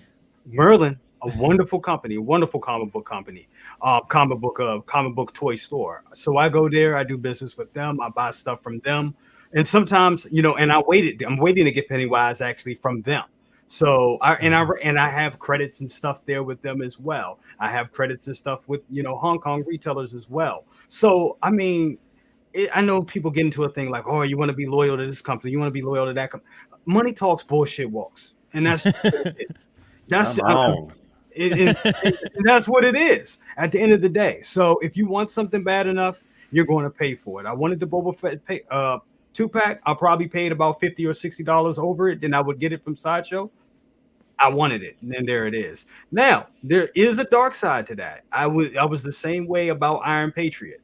I went and got that from when I got that from Toys Wonderland. Ran and got it and couldn't wait to get it. As soon as I opened it, it was beautiful. It looked good. But here it is, that Iron Patriot, the head, and it's just something. Sometimes there's issues, and I'm not blaming or anything or anybody for it. It's just that the head didn't light up in it. Now I don't batteries in my Iron Man figure, so it really didn't matter to me. But if I needed to swap that out, that was going to be a big, you would have to exchange it and send it back. It's a lot of stuff done. Now, if you get it from Sideshow, you don't have to deal with you still have to do that. But I think they're better equipped to deal with that stateside. So these are things you have to think about. For me, it wasn't a big deal because I don't keep my Iron Man figures lit up. But for somebody else, if that was like for the person that probably gets 2 Hot Toys a year and they got that, and it was like they would have been devastated. So you have to think about those things when you're buying from, buying stateside and then buying, from overseas. Those are the things you definitely want to think about when you're buying it. But like I said, for me, I buy all around. And that's just what it is. There's certain stores that if you are going to buy from Hong Kong, I mean, I think there's 3 stores, and I think there's a few people that you can buy from that will give you good deals and that really look out for you. I've had experiences with all of them because I've been doing this for a couple of years now. But and I think Leo alluded to this as well. There is risk there, but for the most part, I've had good luck with all the stores I've dealt with. I will one store that me and Will both have had a problem with was Giant Toys. You know what I mean? It's like basically right. They can't. They did me a favor ultimately. Yeah, they did, but I know what you mean. That was my second figure that I experienced from there where they canceled it because of stock. Oh, okay. And I'm like, that was the second time. So that's why I was like, I just chose not to deal with them anymore. It was weird, Leo, because I've had really good experience with them. Other than that, it was just that one that they canceled my order because they're like, we didn't have enough stock, and I was like, that kind of sucks, but It is. Before we get to UKG on this one, Carlos said, I try to buy from my local retailer that offers free shipping and charges no tax. If not, I'll try to stay with used figures. I might have already hit that one. Maybe I did. Bob Dylan. Sorry, Bob Dylan's the one I meant to hit. PSA, certain Hong Kong resellers have ongoing issues with payment plans. System does not trigger a shipping invoice when it comes in stock, so your copy gets sold and your tracking number is not valid. I think that's what happened with Maz's Toy Box. So definitely if you buy from Hong Kong resellers on a payment plan, maybe be cautious about that. Thank you so much, by the way, Bob Dylan, for the super chat and for the PSA. Best moderator on planet Earth. SpongeBob Square Bowls. There's a simple formula to figure it out where to buy from. This I was reading this. This is really interesting. 1, is it worth it? 2, can you work it? 3, then put your things down, flip it, and reverse it. What the fuck? Wonderful SpongeBob Square Balls. He just wanted to get me to read that live on camera. That's all. And you did.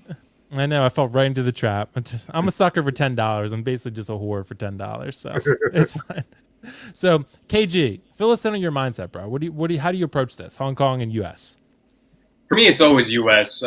With Hong Kong, I'm scared to buy from them. Just right now, the Iron Patriot is I think for $230 on Toys Wonderland. I'm not gonna buy it. If I were, I'm gonna buy from Side just because I was watching Brother Kun's video on the Iron Patriot, and I noticed that deep. I'm like, see, this is why I don't buy things from Hong Kong, because then you have to wait 30 to 40 days for them to inspect it and send you the other replacement. Like, hell no. If that. Yeah, right. I'm telling you, because I got issues. I bought a lot from Hong Kong resellers, and every time that I got an issue, there's something that I have to wait months sometimes, and it's pain in the ass. But that's the risk I took. Right. I'm doing it only, so. You're a reviewer, right? So you have to do it. And for me, I personally, like, if I have to pay a little more through Sideshow, I don't mind it, because you know why? If there's something wrong with the figure, I can contact Sideshow, and the next day they'll send me an email. Okay, we'll send you another replacement right away. I'm like, okay, that's perfect. Whereas if you buy from Hong Kong, you have to deal with the shipping, the whole thing back, and you have to pay for shipping. I think somebody told me that you have to pay for shipping to send it back. I'm like, yeah, I'd rather be with Sideshow. Sideshow's more, it feels more safe. And for me personally, I don't care. Like, I want that 2-pack Boba Fett so bad, but I don't want it for what I think it's going for, like 5, 6 or something right now for second batch. Yeah, I'm fine. I'm okay where I'm at. And same thing with Kiko. Kiko, he said 10% tax. Here, I have to pay $50 in tax, just alone in tax, not even including shipping. And I'm like, oh, yeah, that's a lot. But for me personally, that's okay, because at least I feel more safe, and I feel like Sideshow is more reliable. But I do also venture out, like through Big Bad Toy Store, Comic Concepts, another great vendor. Yeah, they're good. And I just venture out. I go to these U.S. vendors, try to support them as much as I can as well, for certain pieces. So like I'm a collector. I like to venture out to see if I can find some good deals throughout the U.S. local retail shops, because I love to support that. So for me personally, as a normal collector, like, anybody can do whatever they want. They can buy wherever they want. That's their own preference. For me, it's always gonna be U.S. retailers. I think till I collect, until the day I die, just because I feel more safe with U.S. Retail shops, and that's how I feel about it. Well, the good thing is you're a celebrity, KG, so you're eternal, so you'll never die. Yeah. Right. It's fine. I can't be the only one, though, that when you do buy overseas, I know some different type of places say, hey, we're going to ship this out in 1 or 2 days, whatever it may be. But I honestly am nervous as hell every single time until I get the stupid tracking information. Yeah. And sometimes I don't get it forever. And like, we're all, if anybody buys anything online, everyone's always checking update to see if it moves, that day. But one of the things I do appreciate about Sideshow is that, when you're charged, it's shipping the next day. And that's a good thing. But with granted, I don't know everybody's business practices over there, but I mean, especially with the way the post is right now, like there's something that's still floating in the mail that the shipping number is not right, and I'm just hoping that it happens to show up. And I'm like, no, they just print the label. They print the label, and maybe after 3 or 4 days is when they will send out. The label is printed before. That's right. Well, that's good to know, and I hope this stuff shows up. Yeah. That's actually a common practice on some resellers. Like, for example, I'm going to talk about just one in particular, Tim Sen. I bought from him many, many, many times. And when I asked him, hey, can you ship it the next day? Yeah, sure. Next day, I got my shipping, and it's picked up. Yep. Nice. You know? Good. Tim Sen's been really good to me. I've had good experiences. He's been in the game for years. For years. And if you buy from 1.6 Kit, he does a lot of third-party stuff. Kit, I've always had good experiences with. Kit is also very good. Kit is a good one. To buy third parties, I think is at this moment is the best one. Dude, Joel, he packs that shit, and Dante, he packs that shit so well. Like, so does Tim Cent. Like, honestly, my boxes arrive better from Tim Cent and from 1.6 Kit than they do from Sideshow. Like, very true. They package it so intensively. Yeah, they put the little black guards on there for the box. Right. Yeah, they do. I mean, also. Oh, go ahead. So sorry, quick, if you see the review I did for Captain Rex, that box looks like somebody played with the box like they were playing soccer. I mean, the box came fucked up. And you know how they shipped it? With just a padded envelope. That's how it was shipped. I'd be pissed. And I was freaking pissed. And the thing is, the person knows that because I was promoting them at that time, that I do reviews, so people are gonna see all that. I was up to a point that I was not about to show the box, but say, you know what, I'm gonna show the box because this is how it came. People needs to see that. And people were sending me messages on the side. I said, listen, I honestly don't recommend this place because the way they shipped, and then I just got ties. Yeah. And I just want to point out, when Venom sold out, that thing was going for like $600 to $700 in Toys Online. People were buying it. I know somebody who actually DM'd me saying, dude, I had this peeling issue and it was not worth it. Not worth to buy from, because then they're like, I have to send this back, and I think you have to pay, $40 or $50 in shipping just to ship it back. And I'm just like, yeah. See, like with that being said, I'm just like, yeah. If something sells out and it goes for $600-$700 on the aftermarket, and if I get it in hand, and if it has an issue, and then there's like, sorry, we can send you a label, but you have to pay for it, and wait to 34 days for your refund. I'm like, yeah, I'm not doing that. So yeah. Guys, all really great thoughts on that one. We're gonna wrap this up, so I'm gonna go around to each panel member. I'll go right to left here. So Joel, tell me what's going on your channel coming up, and dude, as always, thanks for joining. I'm happy to have you for the first time on the channel, dude. No, man. I know it's been really official. Nice. We got to have you back for sure, man. But seriously, your reviews are fantastic. You really need to have me back because I don't know if this show is worth it without me. Anyway, it's like this. See, he has the driest sense of humor. Dry humor, yeah. I love it. You remind me. He reminds me of what's his name? I keep forgetting his name, but he was on The Mandalorian. He died off. The frog. Huh? The frog. No. He died off. What was it? What is his name? He died off, and I think the episode 7, I believe. I'm not really sure. It was before Moff Gideon. The last episode. It was before the actual last. Oh, you're episode. talking about the client or whatever? Yeah. What was his name? What's his name in real life? Werner Herzog? Yes, Werner Herzog. Yeah. That's how his humor is. It reminds me of Werner Herzog. Gotcha. So, Joel, what's going on your channel, man? What's coming up? Mime Joker from CyberX Studios. I'm going to review tomorrow. And maybe that's what's the name? The So Toys one? I forgot the name. Superboy, right? Oh, Superboy, yeah. Yeah. Superboy from Titans and Keanu Reeves. From the what's the movie? The Hell Detective. Okay, God. Oh, it's the Constantine movie. Constantine, exactly. Those three coming this week, and next week possibly the Mars Toys Joker. Ooh. A recast of the DX-08. Okay. All good stuff. Recast, not recast. Stupid English. It's all good. So Kiko, what's coming up with you, man? Thanks for joining too, you by the way. Yes, this is my maiden voyage onto this channel as well. So thank you, Will, for having me. I appreciate that. But it's been great to be here with everybody. Next week, same time. Yeah, same time, same bat channel. Well, hopefully, on a contract. Coming up is that I will be able to go to the Bengals-Titans playoff game if they go ahead and KC finishes whipping Pittsburgh's ass. So that's what I'm really hoping here.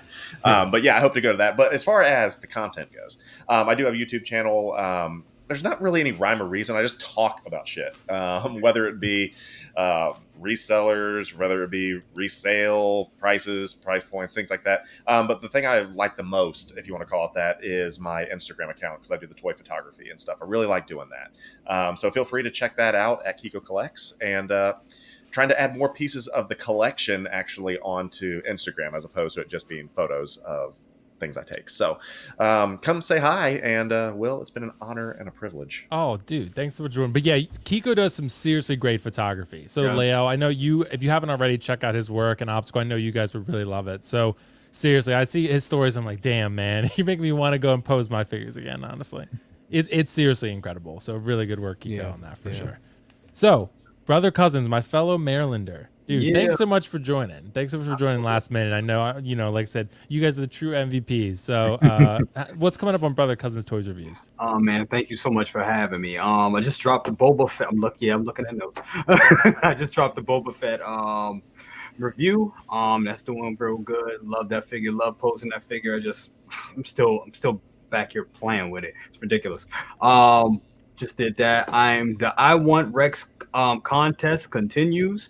We're getting very close to 1,600 subs. Once I hit 1,600 subs, I'll be giving away the Rex. We're gonna do, once I hit that number, I'm gonna do a live stream. We're gonna pick a winner live, so that's gonna be awesome. And this week we got the best of the best on Thursday. I couldn't do last week because I lost power, but I saw that. That was crazy. I got it back up and running now, finally. It was crazy for a couple of days. But yeah, so we got that on Thursday, and I think I'm going to be on Anthony's show tomorrow. So 6 Scale Mafia show. I'll be there tomorrow as well. Oh, awesome. Feel better, Anthony. Feel better. Yep. You didn't invite me. Joel, message them, man. Message him. Tell him, be like, Anthony, what the fuck, man? Sorry, Brother Cousins. No, that's it for me. No. Awesome. Well, thanks for joining as well, man. And Dante, Manhot Collectibles. I know you were having a rager at your house. I had to interrupt. I feel bad. But, dude, thanks for joining last minute. I appreciate it. No, no worries. Always a pleasure for me to be here with you guys and the panel and you guys watching at home. So I have a few things going on. I actually dropped the review of Two-Face. I know it's an old figure, but I was able to get it because I'm trying to rebuild my Batman the Dark Knight line. So I'm happy. I really like that figure. I'm gonna have a few reviews next week. We're gonna have the Assault Tank Commander rather, from Rogue One. The Master Trooper also is coming. The Sosa Toys Gambit also is coming for a review, because I saw Joao's review, and I usually don't watch reviews before I get my figure, but I couldn't help it. It was actually pretty good. That figure looks sick, man. And I don't collect too many third parties. I'm very selective with third party companies, but Sosa Toys is having my my attention on that one. Between Collectors is on Tuesday. Joao is invited, Brother Cousins. Well, you also, I think, I invited you as well. Yeah. And a couple more people. And then Friday, well, actually, scratch Joao. Scratch Joao. I'm just kidding. And then Friday, we have another live stream also going on. So yeah, thank you for the invite, dude, my friend. Thanks for joining, man. Thanks for joining. So, Lael, bro, what's coming up on 1/6 Scale, man? Oh man, tomorrow, of course, we have comic book talk with friends. So everything that's going on in the DCU and MCU, we'll definitely have that discussion. Tomorrow it's going to be a great panel on, the usual suspects. Wednesday, of course, is going to be Figure Talk with Friends Say What. We'll basically probably talk about the latest and greatest and, just, have a chat about what's going on in the figure world. Let's see here. Thursday is going to be Uncivilized Scoundrels. We'll be covering a really decent episode, or episode 4 of the Book of Boba. Hopefully we get something good out of that to talk about. So we'll see how that actually pans out, hopefully. And then next Sunday, of course, is going to be taking position. Next Sunday, we will be posing up Thor, figures everything basically from that universe itself. So stay tuned for that. So yeah, all buck stop there. Like I said, we're just going to be pulling out stops on everything we can, whether it's whether it's kit bashed figures that we actually have or, whatever. We're just going to go in on that one. So yeah, that's pretty much what's going on there. I will basically be putting up my review for 2012 or in-game 2012 Cap tomorrow, as well as the Golden Armor Wonder Woman, as well as the the Boba Fett, the Mandalorian Boba Fett 2-pack. That as well. And yeah, I think that's it. Nice. Dude, thanks for always joining, Leal. Like I said, you're one of my best bros. Always appreciate having you, man. Appreciate it, though. So, yeah, and KG Chalamet, you missed our talk about your statue. So I want 20% off like you promised. So yeah, don't worry. I got you, Leia. Don't worry about it. No, as always, Will, thanks for inviting me. Like, I've always loved to do this. Since day one doing YouTube, love doing, live streams and communicating with collectors and meeting Kiko and meeting new people. So, yeah, I mean, for me right now, my channel, I'm pretty much taking a break of my channel. You'll casually see me through these live streams. But when the day comes to doing more YouTube videos, I'll let you guys know. But for now, it's more so going through other channels and talking like this. So thanks for inviting me. Dude, of course, man. You're a celebrity. Leo and I want our 10%. 10%. Yeah. That's what I'm talking about. And kind of leave Zendaya alone, bro. I'm not trying to get a phone call about Tom. I know. That's a celebrity drama right there. Tom, Tom looks like he's talking to his mom every day, bro. So, yeah. Exactly. So Optical, he came prepared with a hot dog. So I got two. Yeah, you got 2 hot dogs? God damn. Twice the money, baby. So Optical, what's coming up? I know you're the diorama guy now. So. I am a diorama guy, yeah. But like Zhao says, it's your honor for us to be here. You guys get it. I shouldn't team you two up because I don't know. It's a dangerous chemistry. It is your honor, but yeah, no, it's yeah. As far as content, I am a diorama guy now. I'm like the crazy cat lady, but I just buy diorama from here on out. I have that phone booth coming in. I don't know why I bought that. It's $100. I probably wasted $100. Bob Dylan, by the way, is on to you, Optical. Dude. Well, the chat is wild right now, by the way. It's PJ, honestly. He must have he still hadn't given away that Rancor. So, he's excited about that, or he drank a Red Bull. I don't know what's going on. I don't know what's going on with him, but yeah, he probably watched Book of Boba again. Right. No, but yeah, that's it. And then I bought this damn toy soldier. I don't know what to expect, honestly, because it's the first one that I bought that he has a lot of guns and pouches and all that stuff. So that should be fun. And then the Iron Patriot, if I ever get that. You're stuck now. We shall see. I tried canceling, but they said no. So I've never heard that before, but okay. They said absolutely not. It was just like, yeah, can I cancel it? I was like, yeah, that would be a problem. Send me the shipping email and then I'll post it. Can you just cancel it? Yeah, that'll be a no. It's like, yeah, we'd love to, but absolutely not. So before we wrap, thanks so much for joining Optical. I know you had stuff going on and had to join last minute too, but thanks, man. Also one of my best bros. Fig Fate, thanks so much, man. $1.99 super chat. Thanks so much. Have a good evening, everyone. Thanks for joining Fig Fate. Seriously. And Renz Sorrentino, like I've always said, Renz is an amazing artist. So check out his artwork. Thanks so much, Renz. Another great stream. Stay safe, everyone. I got to get a Pennywise from him because I know he drew one. So. Oh wow. I think that's pretty much it. So. Guys, that's a wrap on this episode of Collectors Mingle. Thanks so much for joining. There'll be some other stuff coming on my channel. I'll be on Lael's channel Wednesday. I don't know if I'm on Dante's Tuesday. Am I on there, Dante? Tuesday, 8:30. Yeah. Okay. So I'll be there. And then I'll appear on Brother Cousins. Maybe Kiko, we can get him to do some live streams. Maybe I'll appear on his. And Obstacle, I got to convince him. We got to come up with some topics to do something. But, I'm always on these guys' channels. And I'll be doing some other stuff here and there and, this and that. So there'll be a collection tour. I get that request a lot. There will be one over the next couple months. I'm just waiting on some statues. Sauron, Kratos, J&D Joker, some stuff to come. And Revan's coming for Leo and I maybe next week. So possibly, yeah. We'll see. But yeah, some stuff on the horizon. We'll do some live unboxings for whoever wants to join those. Those are always fun. So guys, thanks so much for joining. That's a wrap for this episode of Collectors Mingle. We will catch you in the next one.